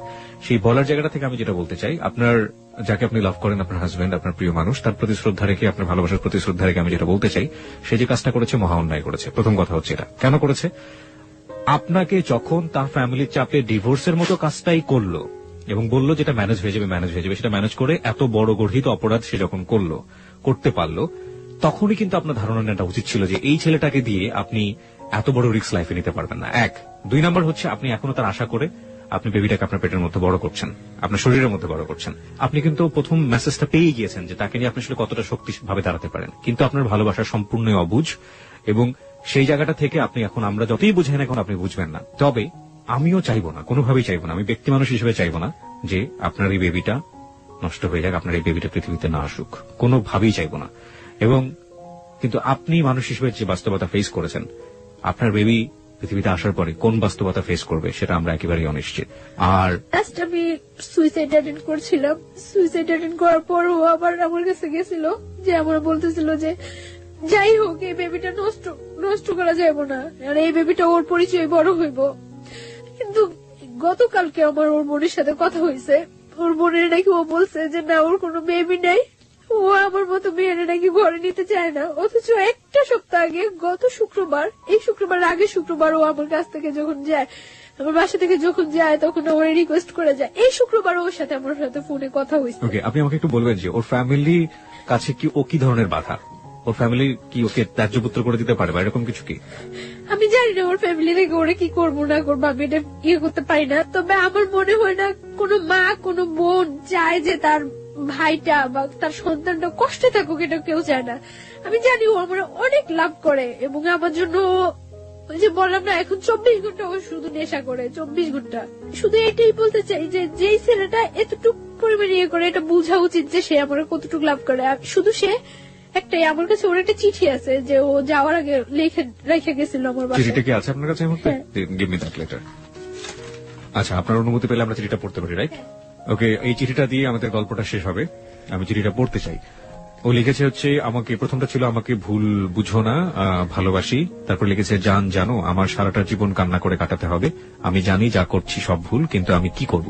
মা বোন পাড়া প্রতিবেশী একদিকে, তুমি একদিকে, কি করব জানি না। আমার কপালে হয়তো লেখা ছিল সারা জীবন তুমি আমার থাকবে, কিন্তু সেটা আর হলো না। আল্লাহ যা করে ভালোর জন্য করে, ভালো থাকবা, ঠিকমতো চলাফেরা করবা, নিজের যত্ন নিবা। আর আমি নেশা করতে করতে হয়তো কোনো রাস্তা বা মেডিকেলে থাকবো, মৃত বা জীবিত। এটাই আমার জীবন। চোখের পানি আটকাতে পারিনি, তাই তোমার খাতাটা নষ্ট হলো। হ্যাঁ, এবং সেটা ঠিকই আছে। ও যেটা বলেছে যে খাতার এক পাশটা অনেক ভিজে গিয়েছে। খাতা মানে হচ্ছে আসলে যে পেজটাতে লিখেছে সেটা অনেকটা ভেজা, এবং ভেজার কারণে কলমের কালিগুলো নষ্ট। চলে গেলাম, ভালো থেকো, আই লাভ ইউ। আচ্ছা, আরো অনেক অনেক কথা লিখেছিল, লাভ ইউ টু। আচ্ছা, অনেক অনেক অনেক, কোনো ভুল করলে ক্ষমা করো। তোমার ভালোবাসা সেটা সারা জীবনও ভোলার মতো না। 1 জীবন, 2 জীবন, 3 জীবন, শত শত জীবন পেলেও ভুল বোঝো না। শুধু তোমাকে চাই, তোমাকে চাই। আই লাভ ইউ জান, সোনা পাখি।